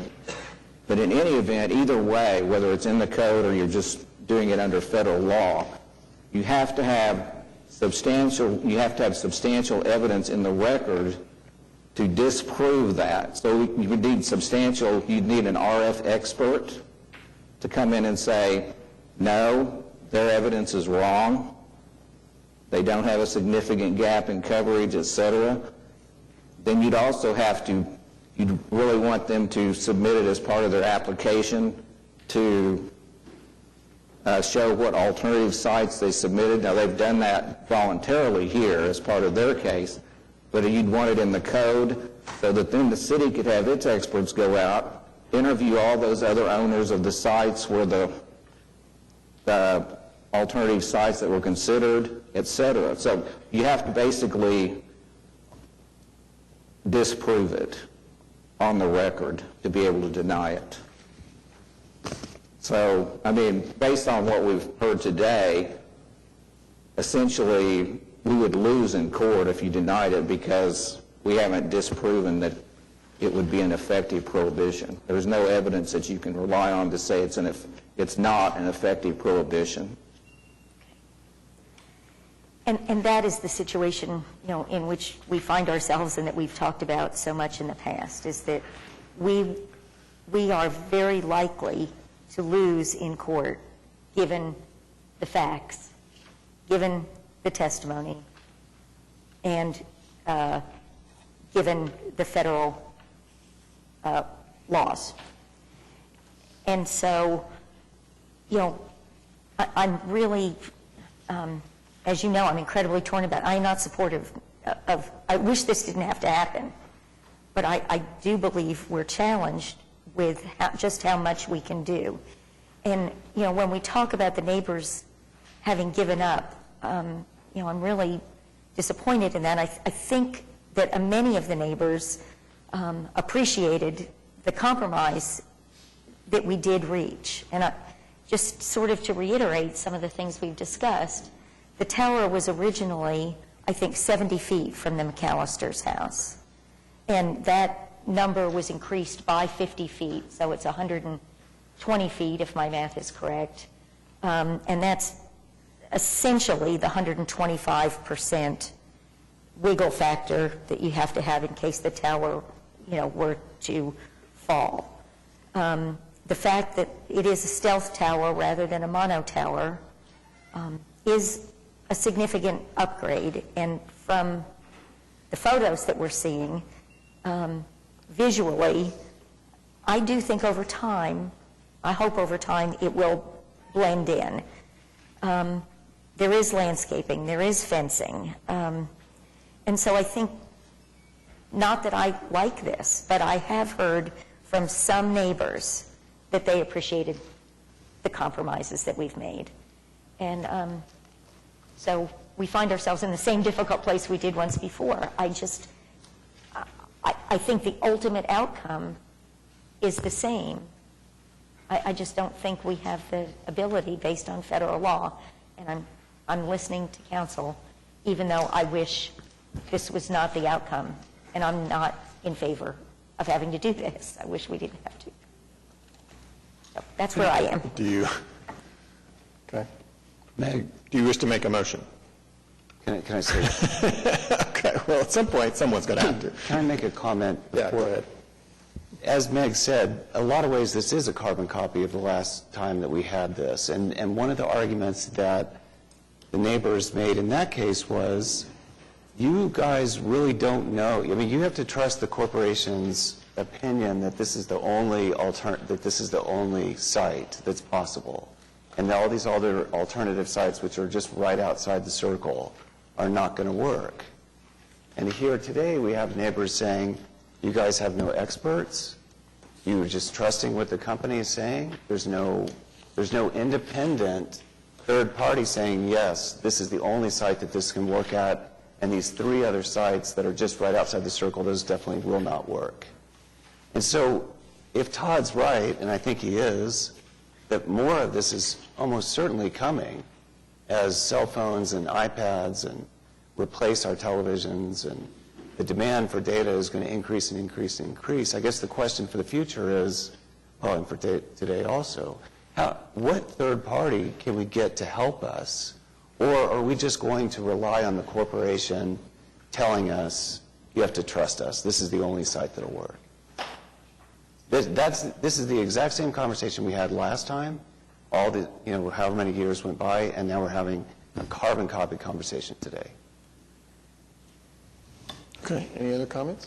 Yeah, just a couple things based on, and I think Ed makes a good point there for moving forward, but I can tell you, looking at their search room and looking at their cell density, their existing cell density, that's a pretty good sized search ring.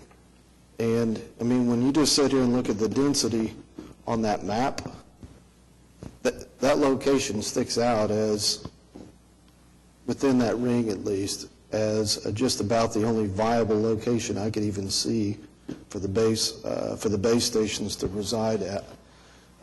Back to Ed's point, though, I do think we'll start to see probably more of these, and it might be a good idea in the future to I don't know, have somebody, I guess, be able to review that data.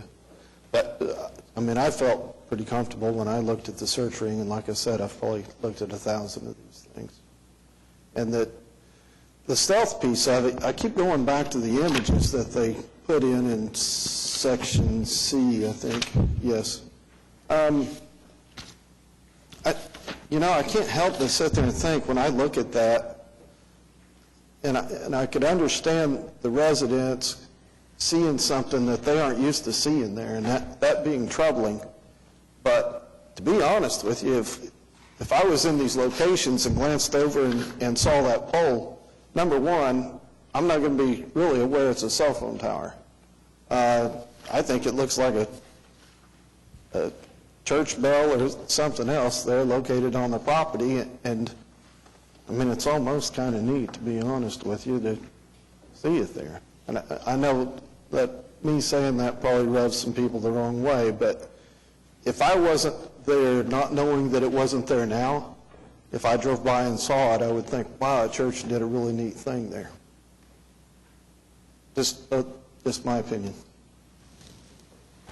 And on the whole expert thing for future, I mean, is there not some way of, some sort of training that we can do, like send somebody from the planning department that can make them an expert, or is there not? No, I think you're going to have to actually either hire an RF engineer on staff or contract with one Okay. And then you're also going to want sufficient staff or contractors who can go out and check the alternative locations, and you'd want to amend the code, too, to make them up front prove that they have a significant gap, and also that they've taken efforts to find an alternative location, and make them submit all their data for that, and then you can go out and double check it and have people either agree with them or dispute it.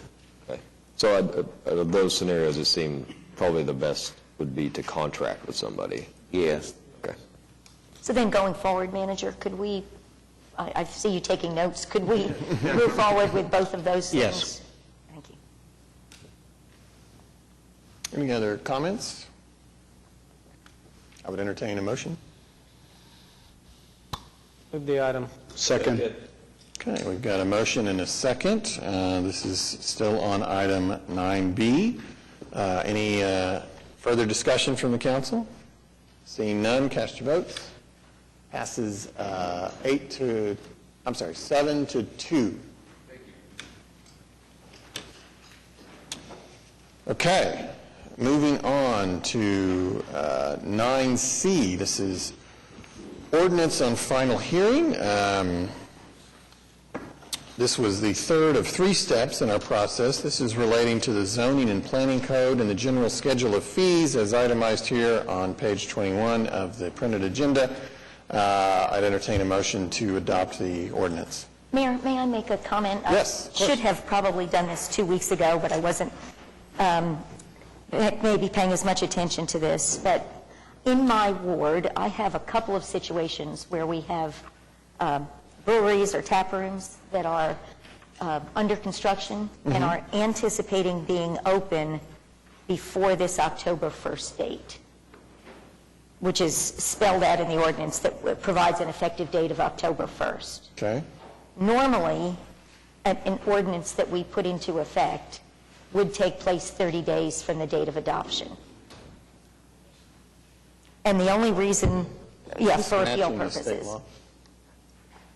Yes, 30 days from adoption. It's a city charter, unless you pass it with the emergency. Right, but this extends the date of effectiveness Yeah, why is the effective date past the October 30 1st? days to October 1st, and the reason for Because that of the was state law because of the change. changes in the state law, and we were just trying. Apparently, state law, they're already allowing them to operate. Right. That's why they're already allowing them to operate. So we were trying to be consistent with the date of the state law, Correct. but it is, The express date of its state law. effect is causing a couple of these tap rooms, breweries that are under construction or hoping to open before October 1st to not be able to do so. And it will be, We can amend the effective date on the floor here. if you That's why I want. was hoping to Correct. offer an amendment that would Yeah. change this to the standard 30 days. move to amend, delete it. Just delete the effective date, so it'll be Yes. 30 days. Yeah, it'll be 30 days automatically. Okay. If you just If we delete the date move of to October amend. 1st. Correct. Right, so may Wanna I make make a that motion? motion that Okay. we delete the effective date of October 1st? Okay, is there a second? Second. All right, any discussion on that topic? Seeing none, we'll cast our votes on the motion to delete the effective date. Passes unanimously. All right, we're back on the ordinance as amended. Any further discussion? Okay, seeing none, got a motion and a second. Any further discussion? Seeing none, cast your votes. Passes unanimously as amended. All right, now we're on 9D. This is ordinance on final hearing. This is also the third of our 3 steps. This was on the agenda for 2 previous council meetings. This relates to the general schedule of fees as itemized here on page 22 of the printed agenda. I would entertain a motion or discussion. Got a motion and a second. Any discussion? Seeing none, cast your votes. Passes unanimously. All right, 9E. This is the first of 3 steps in an ordinance. This is the introduction, and we will set this for public hearing on August 14th and potential final adoption on August 28th. Do we need a vote on this, Francis, to just Yes, recognize that we introduce introduced it? Okay. I'll take a motion then to introduce this ordinance. Got a motion and a second.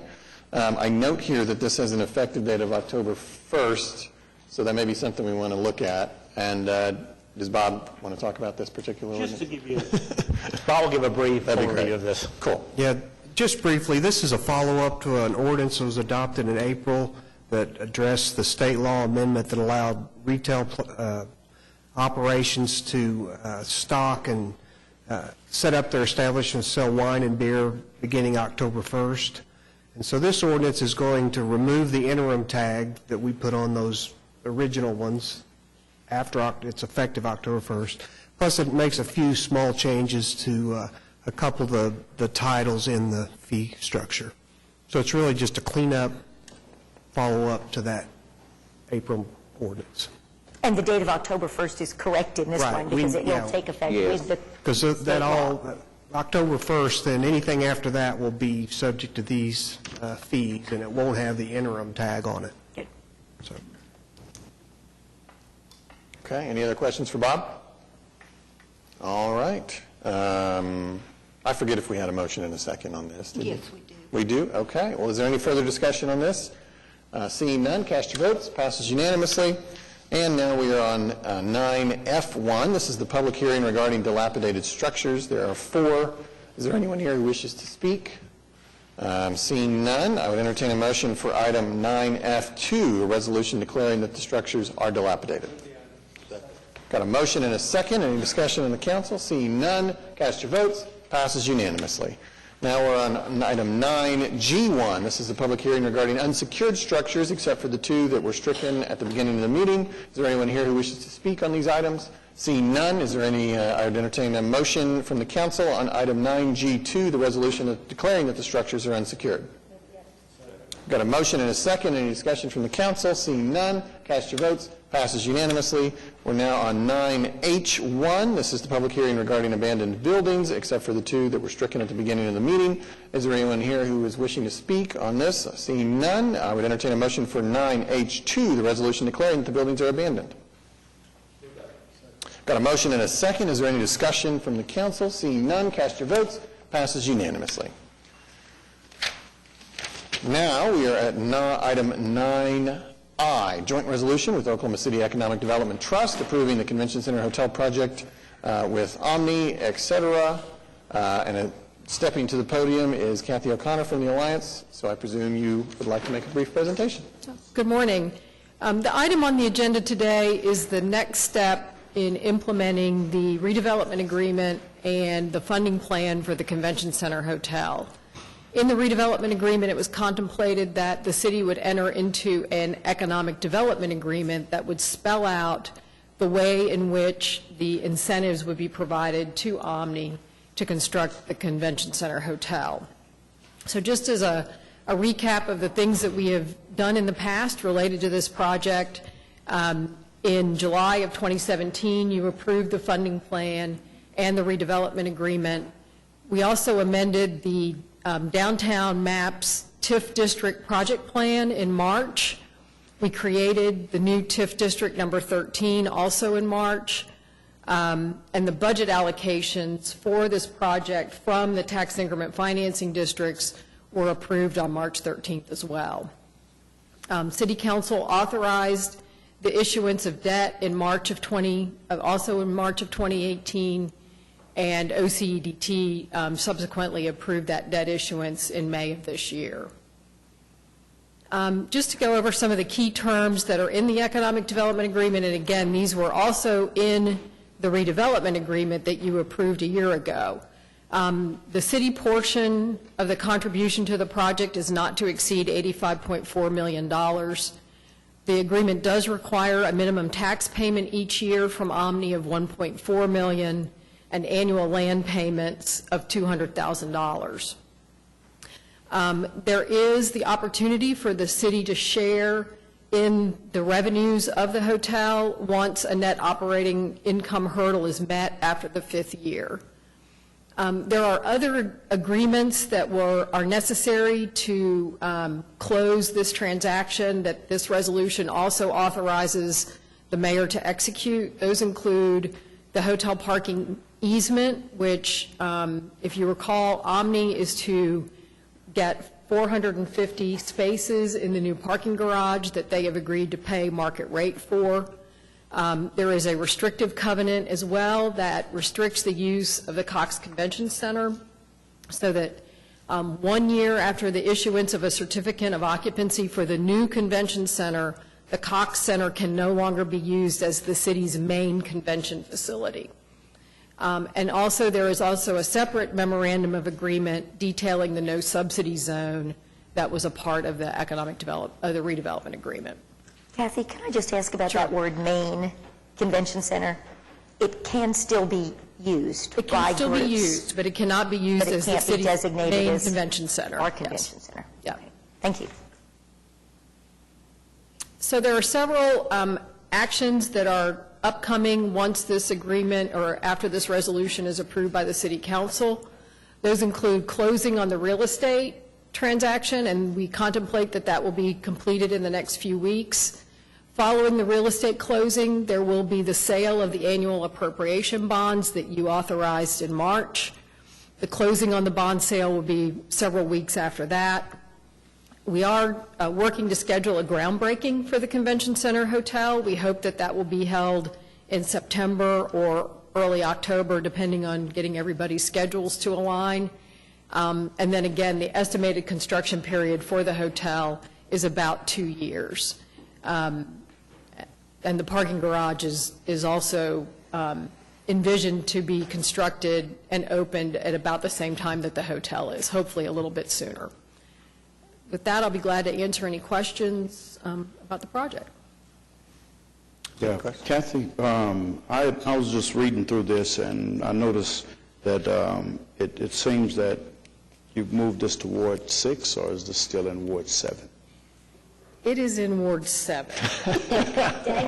So I was wondering if you moved. I know that it's in Ward 7, and now that you said that, I noticed the memo's wrong. Okay, all right. I thought I would. I know it's in Ward 7. Okay, I didn't think you read your agenda that carefully. I do read it, I promise. You know, that's a lesson from a long time ago. You all always pay attention to things that are in your wards. Any other questions for Kathy? Okay. Thank you. And we have this resolution for consideration. Is there a motion? Move for approval. Move for approval. Oh, I'm sorry, I didn't have a slip from you, but we...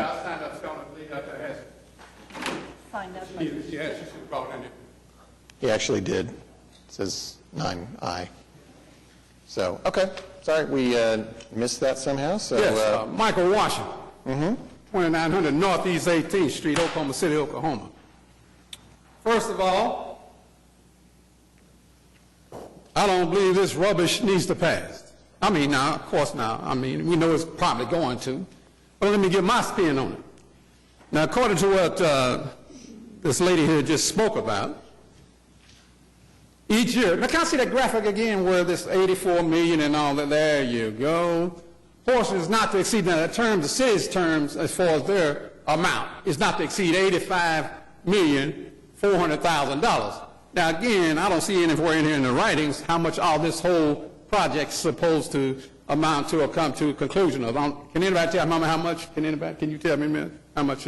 Since we're paying 85, how much are the other people paying? And they're paying 150 million, so we're talking about roughly 230-some million project here. And of that, they're supposed to be paying their share of it each month after it's billed around $1,600,000 yearly. Now, is that correct on that as well? We have 1.4 million, and then you have the 200,000. So again, that's 1,600,000 there. Okay, now I don't believe this. First of all, needs to pass. And for the most part, I'm glad you brought this up, sir. Ward 6, I don't know how that could be possibly an oversight. Everything else here seems to be up and running until we get to this particular point here. Now, we may need to look further into this, and whether maybe they've silently or clandestinely moved from Ward 7 to Ward 6. You know, I mean, obviously, like I said, for you to be able to catch it, you beat me to the punch because my eyes almost lit up. Okay, now, this is enough taxpayers' dollars being spent downtown here in Oklahoma City.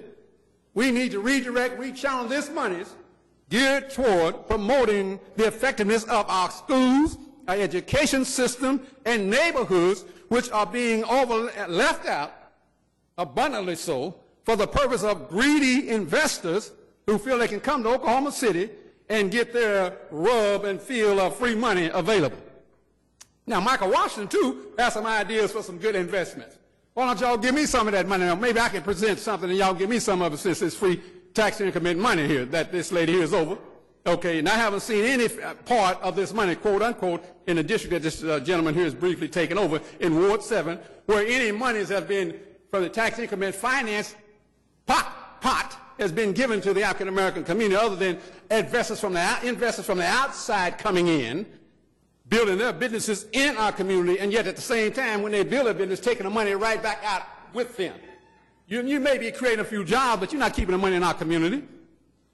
And again, this is not keeping money in our community by us having to pay such a stiff amount of money. $85 million, are y'all kidding me? You might as well just go ahead and pay for the whole Omni Hotel. This is my point about it.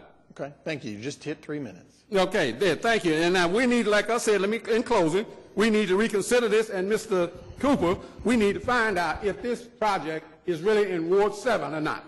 So how can we do that, sir?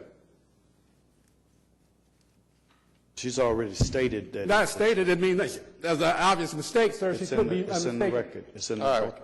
Michael, it's a far more significant issue, and I'd ask that you, when you are talking about this in the community and when you talk about this and other issues, recognize that when they say $85 million, a lot of that money has to be paid up front, and they're not including the interest costs. The number is actually much bigger than $85 million. That's what I'm getting at. On this and in future projects, when you're studying them and talking to people about them, always ask about the interest cost because they hide that number. Yes. That's what I was wanting to get. It's not $85 million. It should be exposed to all of us. Don't just give me a part reason. You see, that's what I'm getting at. Right. So you're not being truthful again, and which gives him a strong point again to saying whether or not we're in Ward 6 or not. Because like I said, even like he said, I'm getting ready to close here, the interest fees in relationships are like you said, we'll probably be actually paying $200 million ourselves when it's over with. Well, I mean, roughly speaking, I mean, I may be exaggerating a bit. But like I say, hidden fees, this is not a complete state of awareness of what's going on here, sir. So how can y'all even approve of something here in a development which you don't even have all the facts that's stated to here, even for the resident? I mean, I'm paying $85 million. Like I said, I buy popcorn, I pay taxes, I got a car, I pay gas when I go by. You understand me? So why should you give me only ports of and not give me a total understanding of what my taxpaying dollars in the whole city of Oklahoma City? That's really rude and totally untruthful and unfair to the public who's spending their tax hard-earned dollars so that a few investors can say, oh, we run downtown now. We own it. Okay. And thank you, sir, for that. Definitely, I will definitely get into that area. Thank you very much, sir. Thank you. All right, is there anyone else who wishes to speak on this item? All right, seeing none, is there a motion on this item? Move for approval. Okay, got a motion to approve and a second. Is there any further discussion on the council? Okay, seeing none, cast your votes. Passes 7-2. Okay. Moving on to 9J1, resolution authorizing and directing the municipal councilor to enter into a settlement and journal entry of judgment in regarding to City of OKC versus Harris Rentals. Kenny, do we need executive session? No. Okay, I would we've got a motion and a second on the resolution, item 9J1. Is there any discussion? Seeing none, cast your votes. Passes unanimously. Item 9K1, this is claims recommended for denial. Kenny, I presume we do not need executive session. Is there anyone here to speak on these items? Seeing none, I would entertain a motion to deny the claims. Got a motion? Second. Any discussion on the council? Seeing none, cast your votes. Passes unanimously. Okay, item 10A1, claims recommended for approval. Kenny, I presume we do not need executive session. Is there anyone here to speak on these claims? Seeing none, I would entertain a motion. Got a motion and a second. Is there any discussion from council? Seeing none, cast your votes. Passes unanimously. All right, we are now on item 11, items from council. We'll start with Ward 1. Yeah, there is a resurfacing project in Ward 1 going on. It's on Northwest 23rd, east of Sarah Road, and it goes all the way to Overholser Drive. There's a lot of old and new housing in the area. It's a road that's needed to be repaved. So I just wanted to mention that for people who live in that area. The work is being done by our Public Works street crews, and it's being funded by Public Works funds. The base stabilization began 2 weeks ago, and resurfacing began over the last few days and will be complete next week, and then the striping will happen a few weeks after that.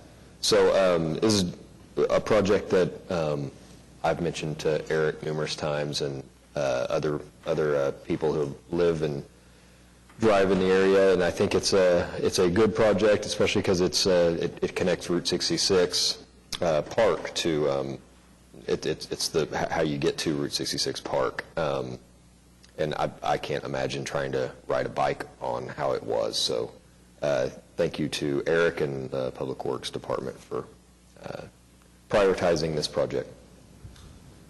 Thank you. Councilman Shadid? I've had a few weeks to reflect on a few items. I think you know that I was deeply, deeply disturbed by both the Boathouse Foundation allocation and the Santa Fe parking garage decision. I watched that meeting a couple weeks ago. To me, it's really brought to a head a lot of issues that have brought me sadness and fear about what's happening to the council over a number of years, and again, it's bringing it to a head. I think in every city in America, you have this tug of war between a representative democracy, people elected officials, and ideally we come here and we decide what's best without influences of donations to us or corruption, and we just decide what's best, versus movement towards a plutocracy or government by the wealthy, where a few wealthy people are basically running economic development in a city. I think it's not unique to Oklahoma City, but I think in Oklahoma City there's three things that are severely tilting things towards the latter, towards a plutocracy. One is corruption, the second is a lack of transparency, and the third is a severe imbalance, which is going to increase over the next 9 months, between the council and the city manager's office. This is a council manager form of government. Ideally, the council makes laws, makes policy, and the city manager executes it. In the real world, that's not exactly how it works. We are in uncharted territory in the history of Oklahoma City, which is roughly 130 years old. In the first 110 years, nobody served as city manager for more than 6 years, right? And you generally had a city council that was more experienced and had been there longer than the city council. Now, many of us lament the situation at Oklahoma City Public Schools, where you have this rapid turnover of superintendents, and there Oklahoma City Public Schools is constantly having to deal with turnover. Here we have the opposite extreme, where you have extreme consolidation of power in someone who's getting ready to start their 19th year who's unelected. I don't think there's anybody else in the city of Oklahoma City, or maybe the state of Oklahoma, that has as much power that's not elected by the people. I think it's important to deal with it now because, say, next February with the elections, Meg's 10 years of experience will be gone. My 8 years of experience will be gone. You have 2 neophytes in our seats. You have a neophyte in Ward 7. You will have a mayor in his first year. If David and or Mark were to lose, I mean, you could have as many as 6 new people on the council that are supposed to be managing or a balance of power with the city manager's office. That I don't think is going to happen. I don't think it's happened in the past, and I think it has the potential to intensify and worsen. The city manager has appointed all department heads, except maybe chief city, all assistant city managers. The days of those who were expressed opposition and even disdain and were willing to voice those, like Russell Klaus, those people are gone. And the city manager, I believe, is really joined at the hip with the financial power brokers and elite in the city, as well as the Chamber of Commerce. And they are able to effect change and have disproportionate influence on taxpayer dollars and economic development and city assets through the city manager's office. I want to be clear that I think Jim will be a giant in Oklahoma City history, just on water alone, just on what he's accomplished. When they've forgotten all of us and all the issues that we talk day to day, they'll remember Jim because of the water and what he has secured for generations to come. And I think we all owe him an unbelievable amount of gratitude for that. But turnover assists the city manager's office in consolidating power. So does corruption. Because once the council loses autonomy, once the council, with Trump acting like a puppy dog to Putin, we've had Komprobot introduced into the public discourse, where people have things that they can use to keep somebody loyal or to blackmail somebody with. And so that elected body loses its autonomy. And that, we have had a Komprobot problem. We had a letter from John Pettis Sr. addressing, for example, the streetcar vote. That, to me, was the first moment I felt we had a Komprobot problem, because you had African-American pastors, the NAACP, asking for a 4-week continuance on the streetcar route. Since Meg recused herself, John was the deciding vote, and incredibly just sat silent through the 1.5 hour debate, said nothing, and then didn't vote for the continuance, wouldn't allow a continuance, and despite the pleas from the NAACP.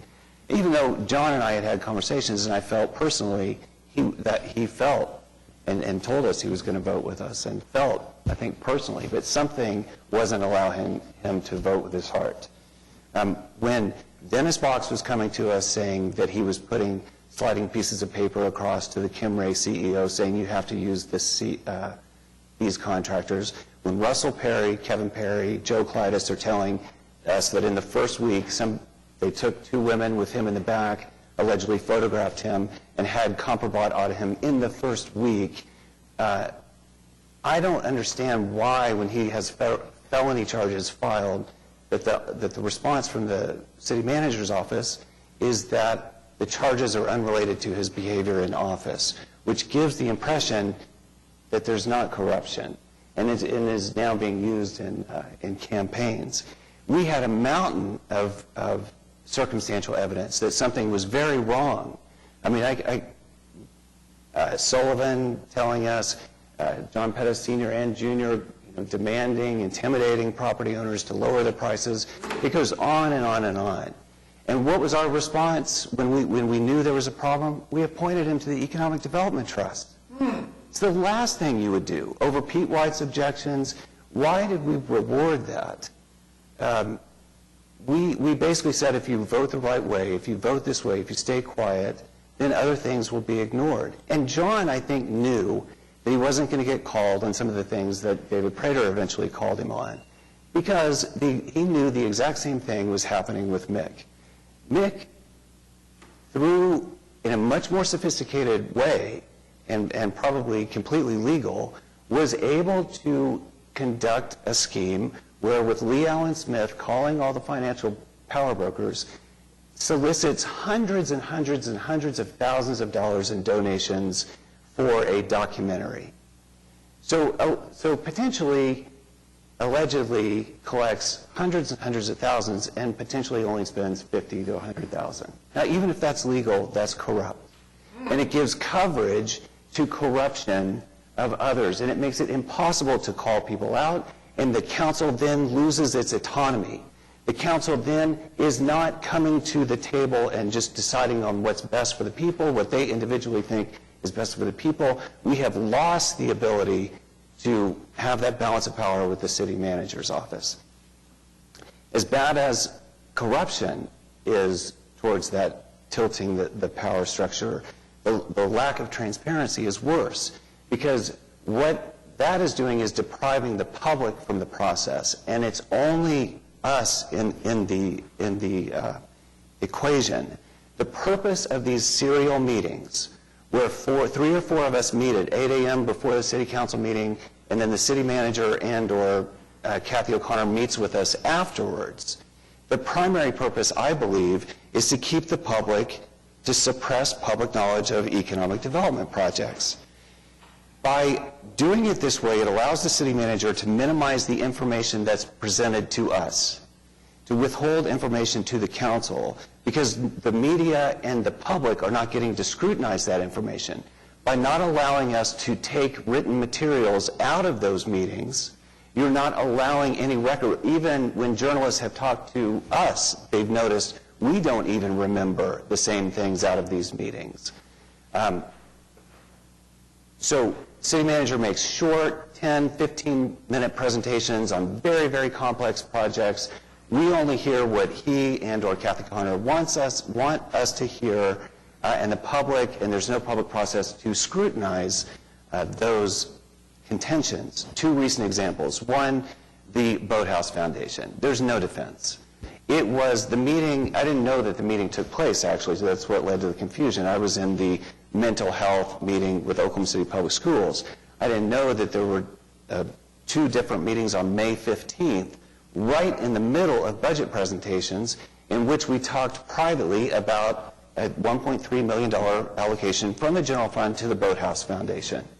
It's not in November, it's not in December when you could say, okay, we're in a crisis and we have to have this meeting. It's right in the middle of budget discussions. You have week after week after week of department head giving presentations about the budget. And right in the middle of that, we have these private meetings hidden from the public where we're going to make this $1.3 million allocation, and then we put it on the consent docket on July 3rd, the day before a major holiday, with no presentation scheduled. No defense. It's too easy. So let's talk about one that's more complicated, the Santa Fe parking garage. We're told, I don't know what was said in the May 15th meeting. I heard the July 3rd meeting. I was told, as I'm sure you were, Cotter Tower's a dog. It will not work without parking. We're going to save Cotter Tower because we're going to do this deal. Bank First approached us, right, saying they have to have parking to make Cotter Tower work. And they approached us after the bankruptcy court awarded them on April 30th. So that's the contention, is that, let's go through the timeline. January 15th, marketing for the Cotter Tower commences from the bankruptcy court. February 2nd, the COPTA board meets in executive session, called by Couch. City manager presents to the COPTA board that about a sale, right? What was the reason to do it on February 2nd? What happened to make COPTA board need to meet in executive session on February 2nd? I think it's because the bankruptcy proceedings were commenced. They sent out financials to like 2,000 different potential buyers, and things were in process. And Bank First, Mark Beffert was a competitor. People were making this effort to put bids together. So on February 22nd, CBRE offering announcement is made. On April 6th, 11 submitted offers were made. So ask yourself how much we heard about the 11 entities, or 10 entities other than Bank First that made offers. How much do we know about that? And then how much do we know on April 20th about the 7 finalists who were told to make best and final offers? How much do we know? Because the way it was presented to me was, this is it. Bank First, Cotter Tower's a dog. We've got 30 days of due diligence. We've got to do this now. But we never heard about the other 6 and what kind of parking requirements they wanted or needed, or how much they would have paid for the Santa Fe parking garage. Didn't hear a word about that. And then on April 30th, Bank First is awarded, told that they have the best offer. And one of their strengths was that they had no financing contingency. They had no contingency. But in their subsequent due diligence papers, and they're going to do 30 days of due diligence, they say nothing about parking, right? So the way that they have an advantage during the bankruptcy proceedings is that they have no contingency. But what we're told is, not only do they have a contingency, this deal absolutely cannot work unless they get the Santa Fe parking garage and the Karchmer garage. If that doesn't happen, it cannot work. But if that's true, if that's a make-or-break contingency, why wasn't that in the due diligence papers? Why wasn't that part of the bankruptcy proceedings? Why don't they tell CBRE and the bankruptcy judge, hey, this is our offer, $23 million, assuming we can get the parking taken care of? They don't mention the parking. So here's what they would have us believe, one of two scenarios. Bank First goes through this whole process, does bids, figures out what it's going to cost. Right after you guys voted on this 2 weeks ago, you saw their elaborate designs for Cotter Tower. They went through all this, right? And they had no idea whether they were going to get parking or not. They had never approached the city of Oklahoma City until after April 30th. When I talked with Ford Price and the city manager, they told me that the first time that they had talked was the second and third week of June. Then they backed it up when they figured out that they had talked to you guys on May 15th. So they're saying that between April 30th and May 15th is when Bank First approached the city of Oklahoma City about the parking garage. I don't believe that. Either Bank First is so dumb and so irresponsible that they deserve to lose their $100,000 payment on their due diligence, if that's really what they did, or much more likely, they had already talked to the city manager's office. They already had this deal worked out when they were going through bankruptcy. When they were competing with the other 6 people, making a final and best offer, they already knew. They didn't have to talk about parking because it was already worked out. That's my belief, right? Because the other is just unbelievable. So this is an example of the kind of things that when the May 15th meeting happened, and I even asked you all, right, when I got wind of it, I didn't even know you guys had met. I asked from items from council, hey, if there's we've sold 4 city parking garages to corporate entities. If we're going to do it again, let's put it out there for the public to scrutinize. Nobody said a word. I said, David, do you have a problem with that? David said, I don't have a problem with that. Let's put it out early. No, we didn't do it. David, we need more. You can't give him accolades for putting it out on Wednesday, which is really me demanding it and then me putting it out in the media, for giving the public 6 days. We need you. You've been a champion of openness and transparency in the legislature. We cannot give accolades for 6 days of notice. The public needs more. They need a month, 30 days. What is unreasonable about that? But the public would have started to unravel this. The media was started to figure this stuff out if we had more than 4 days notice. Because what happens over and over and over is that the public hears about it on Friday afternoon, and then Tuesday we vote on it, and then it's gone. There's no time. We move on. And that's by design. And these serial meetings, which I believe are absolutely illegal, and the Attorney General opinions and the Supreme Court comments, that the public deserves to be part of the deliberation process, not just the up or down vote on a Tuesday. They deserve, and the Supreme Court demands, and the Attorney Generals have demanded, that the public be part of that process. Let the media in, let the public hear what we're hearing, right? We absolutely had the votes for the Boathouse Foundation. There's no way the City Council is not going to vote for that. Why hide it? The only reason we did that was to hide it from the public.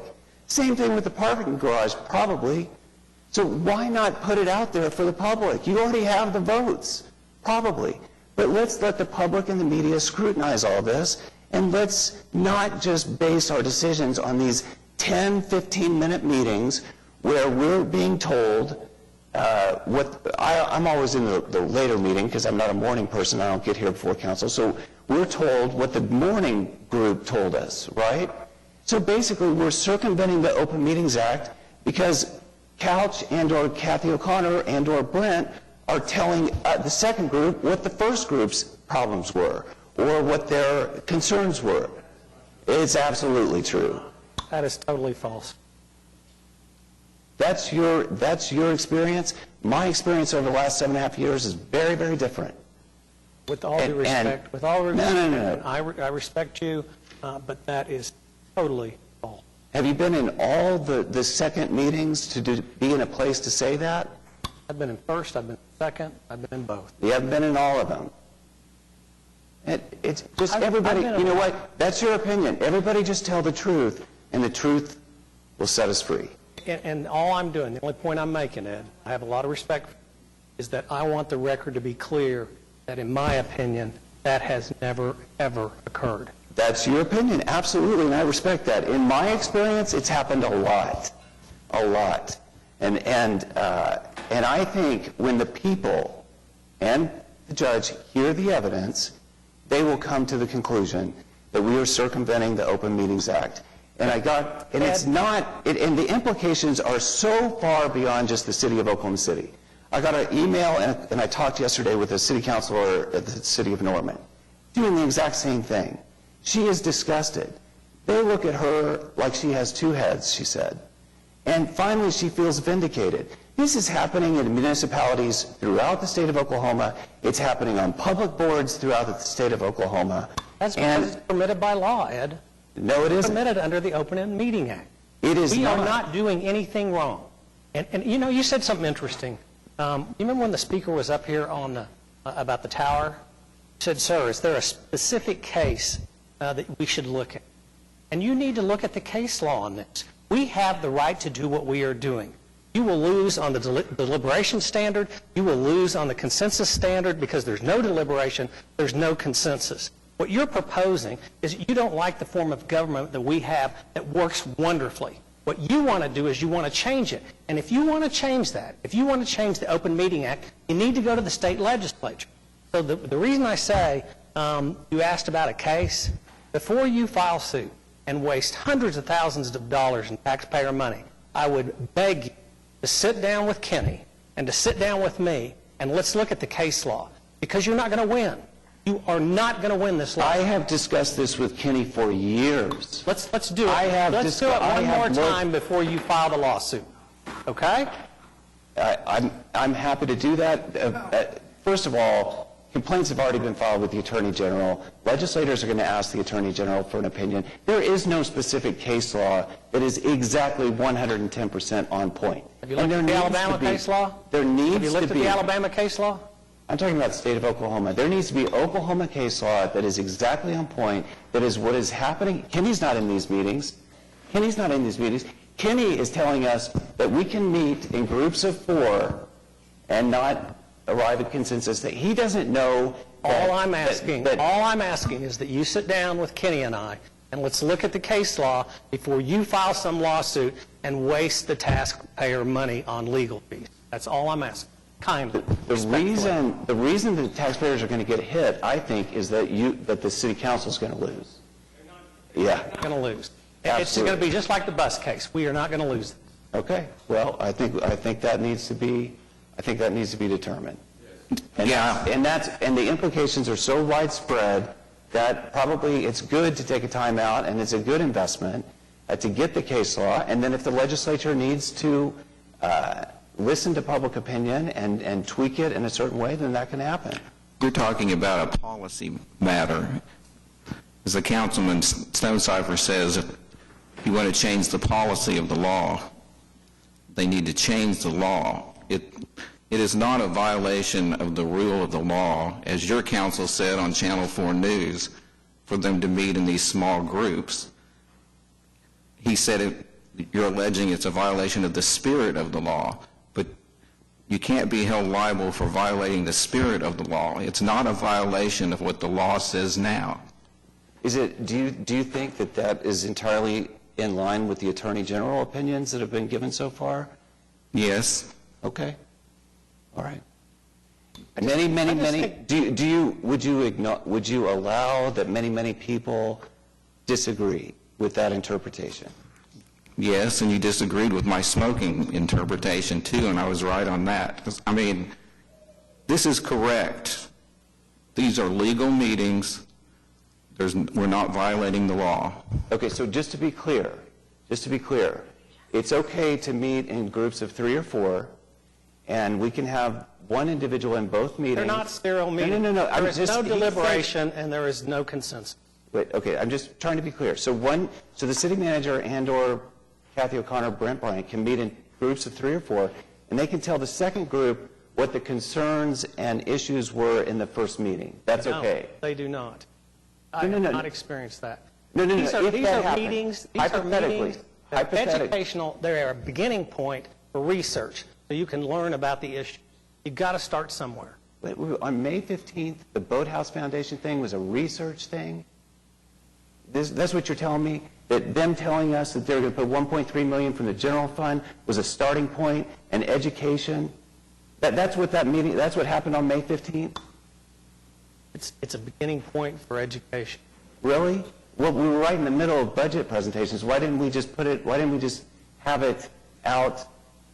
We had every opportunity, the week before, that day, or the next week. You just want a different form of government. And I want one that's transparent. I'm asking kindly for you to sit down with us, Absolutely. look at the case law, and before you go off and file a lawsuit, and we spend hundreds of thousands of dollars in legal.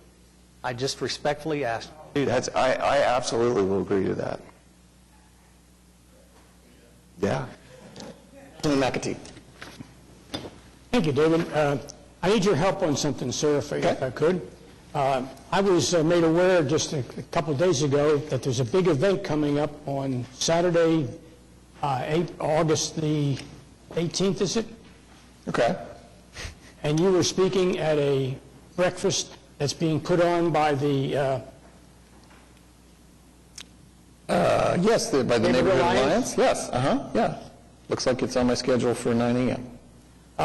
I learned about this. I promoted it last night at a meeting I was at. I'd encourage all the neighbors who want to get involved and learn what's going on in your city to come to OCU at 9 o'clock on August the 18th for a complimentary breakfast, followed by remarks by our new mayor about his perspective on Oklahoma City. It's a great way to come together with your fellow leaders, to bond with them, to teamwork with them, to learn more about what's going on. Thank you, Your Honor. Thank you. David? I've got a question for, I guess, Jim or perhaps anybody else here. But I was wondering, could the city, in conjunction with the Oklahoma City Public Schools system, look at, say, a school that may be considered for abandonment, but go in together to refurbish that and make it into affordable housing and specify who could be there, like teachers, and since the city's involved, maybe expand that to first responders to provide affordable housing for those individuals. You know, I think I don't know how many thousands, but we have so many thousands of special certificate people having to teach in classrooms because we're losing teachers, despite the legislature's effort last spring to increase salaries. We still have a shortage, and Oklahoma City is one of the main areas of shortages. So if we could assist in providing affordable housing, that might be something that could provide an advantage to the Oklahoma City public school system. And I was thinking of one school, for example, just like they did at Page Woodson School, but that's a private development. I'm talking in terms of the public school and us possibly owning it, and I guess we would receive the income, kind of a return on our investment, but make it affordable housing for specific professions, I guess is the term. Teachers, and they wouldn't have to necessarily be teachers of the Oklahoma City Public Schools, but if they are located within the Oklahoma City Public School, hopefully that would be attractive. And then also our first responders. The advantage of doing that is you're putting teachers back in the community that hopefully they're teaching in. Same with first responders. So there's some benefit from that in addition to providing affordable housing, making working in Oklahoma City more attractive. And I'm not sure how we get the funding to provide the cost for that renovation of those schools, whether it's through the Larry's Economic Development Group Trust or some other, maybe even MAPS. You could have maybe a special MAPS program dedicated to provide affordable housing. Anyway, just thought we'd begin looking at that to see if that's even viable.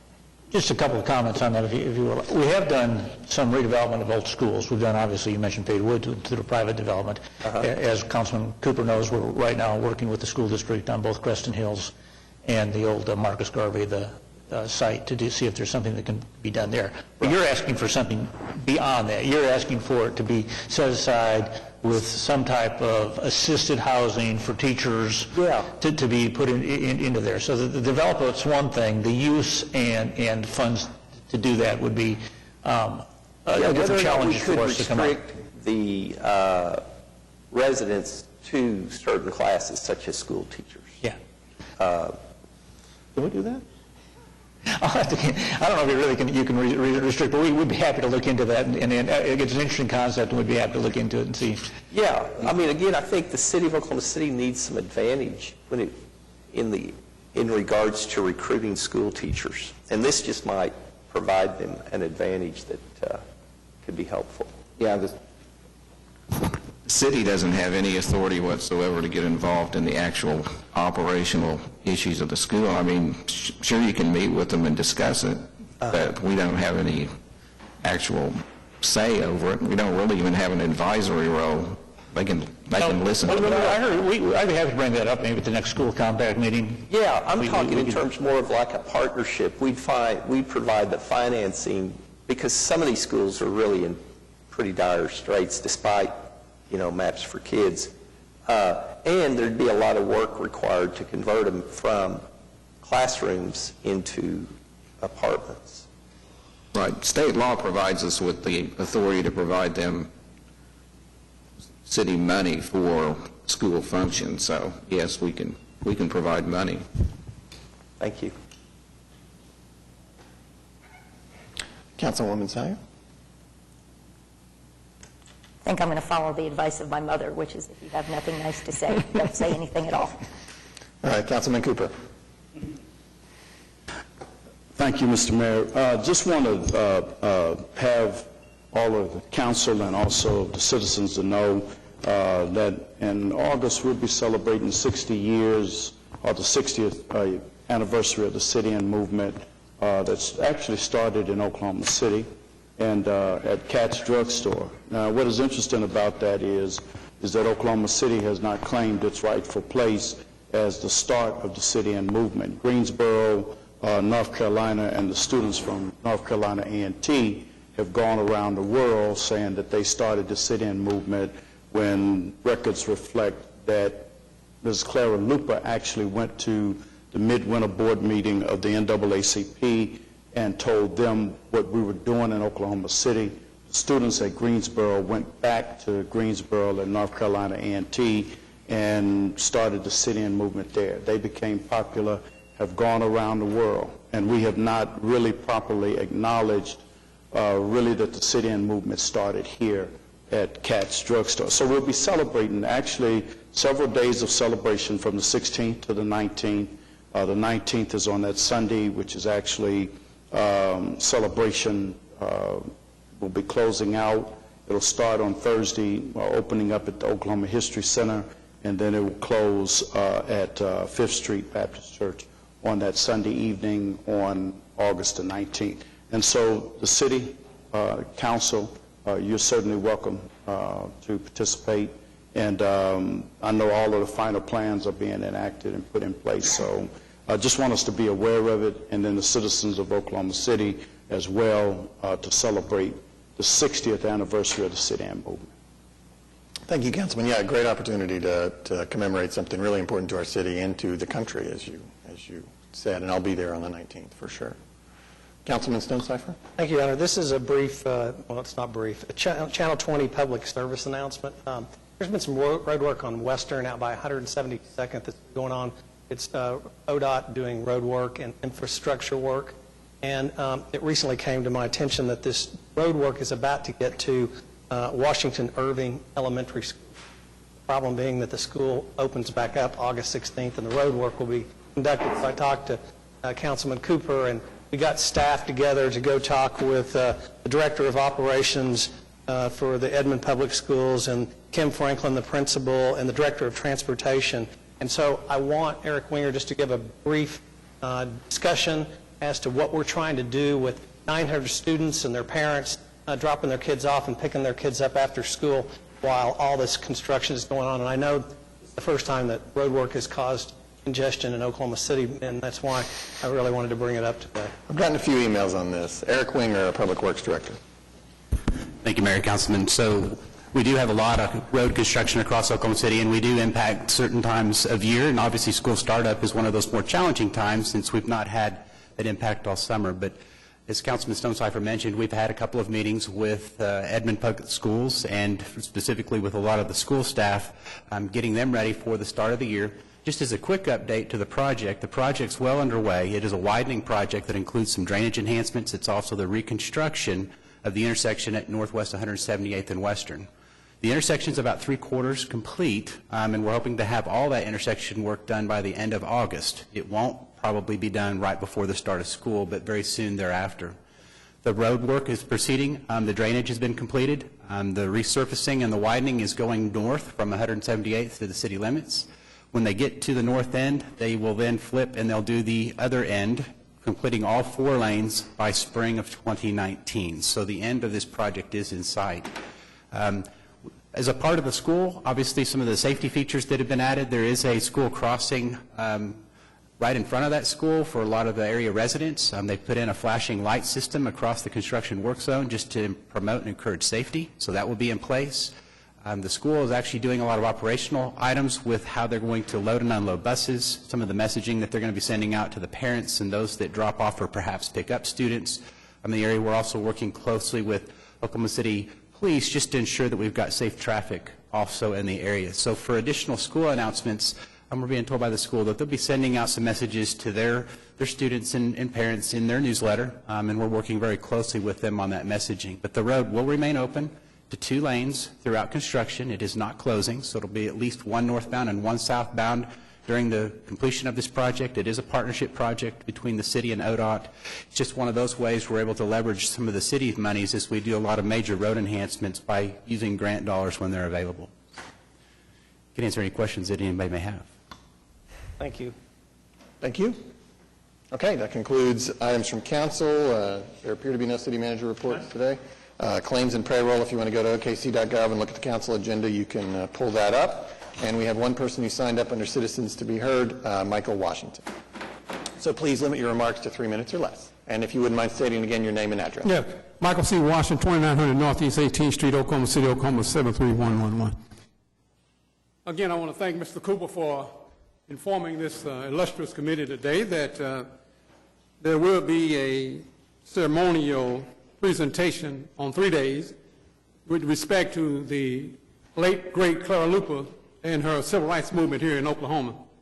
I just want to encourage you again to visit, as the gentleman just spoke about, and also to inform the committee here, I missed it, that I'm told that y'all approved for this to become zoned as a historical preservation site, which is a great thing. But I also want you all to know, too, that you're looking at the man who started the process off. The Freedom Center was actually closed in 2010, mind you, and the closed doors actually for good, till Michael Washington suddenly stepped up 8 years later and said, why is this actually 7 years? In November of last year, I talked to Miss Katie Frittle, who started the process off for me in the Historical Preservation Commission, stating that we needed to rezone this very illustrious building as well as its site and area to be rezoned as the Freedom Center to be rezoned as a historical preservation site because of the great things that Clara Luper did in the civil rights struggle and during the civil rights era. And as the brother just spoke about Greenboro students, they came 2 years after the actual longest sit-in movements here in Oklahoma City, started by Clara Luper and 13 youth who went down to the no longer standing Catch drugstore after a visit from New York, which they were invited in a play called Brother President, which Clara Luper took the youth to, and her daughter, Marilyn, stated, Mama, we're going back to the races, Oklahoma. We need to do something about those changes down there, too. Up here in the north, these people around here pretty much accept it as African-American. They can eat with everybody. They can go to the same schools and restaurants and things and parks. Why don't we go down and buy a hamburger and a Coke? And again, for 10 years it's been closed down. But you know what Michael Washington said? We're going to look at this lady for more than a corridor. We're going to the actual foundation of where those youth were actually given their education and training from. And we're actually taking steps now to reopen the Freedom Center so that those youth who did not have access to that Freedom Center can go in and learn about their culture, their language, their tradition, and heritage.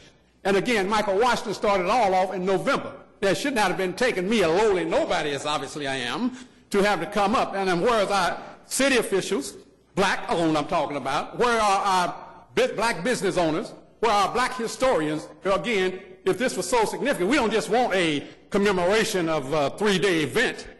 It should not have taken me almost as a lone character to say, okay, we need to preserve this spot. Clearly, without question, again, as he stated, we have not stated our claim to fame yet. But again, not only am I taking steps to get this preserved as historical preservation, but I wanted to go internationally. I want people, when they come to Oklahoma, and say, well, look here, this is the Freedom Center. Let's go and see what Clara Lupe and the 13 youth did with this Freedom Center and what she did for her community and others as well. She's got renowned respect from the governor's office.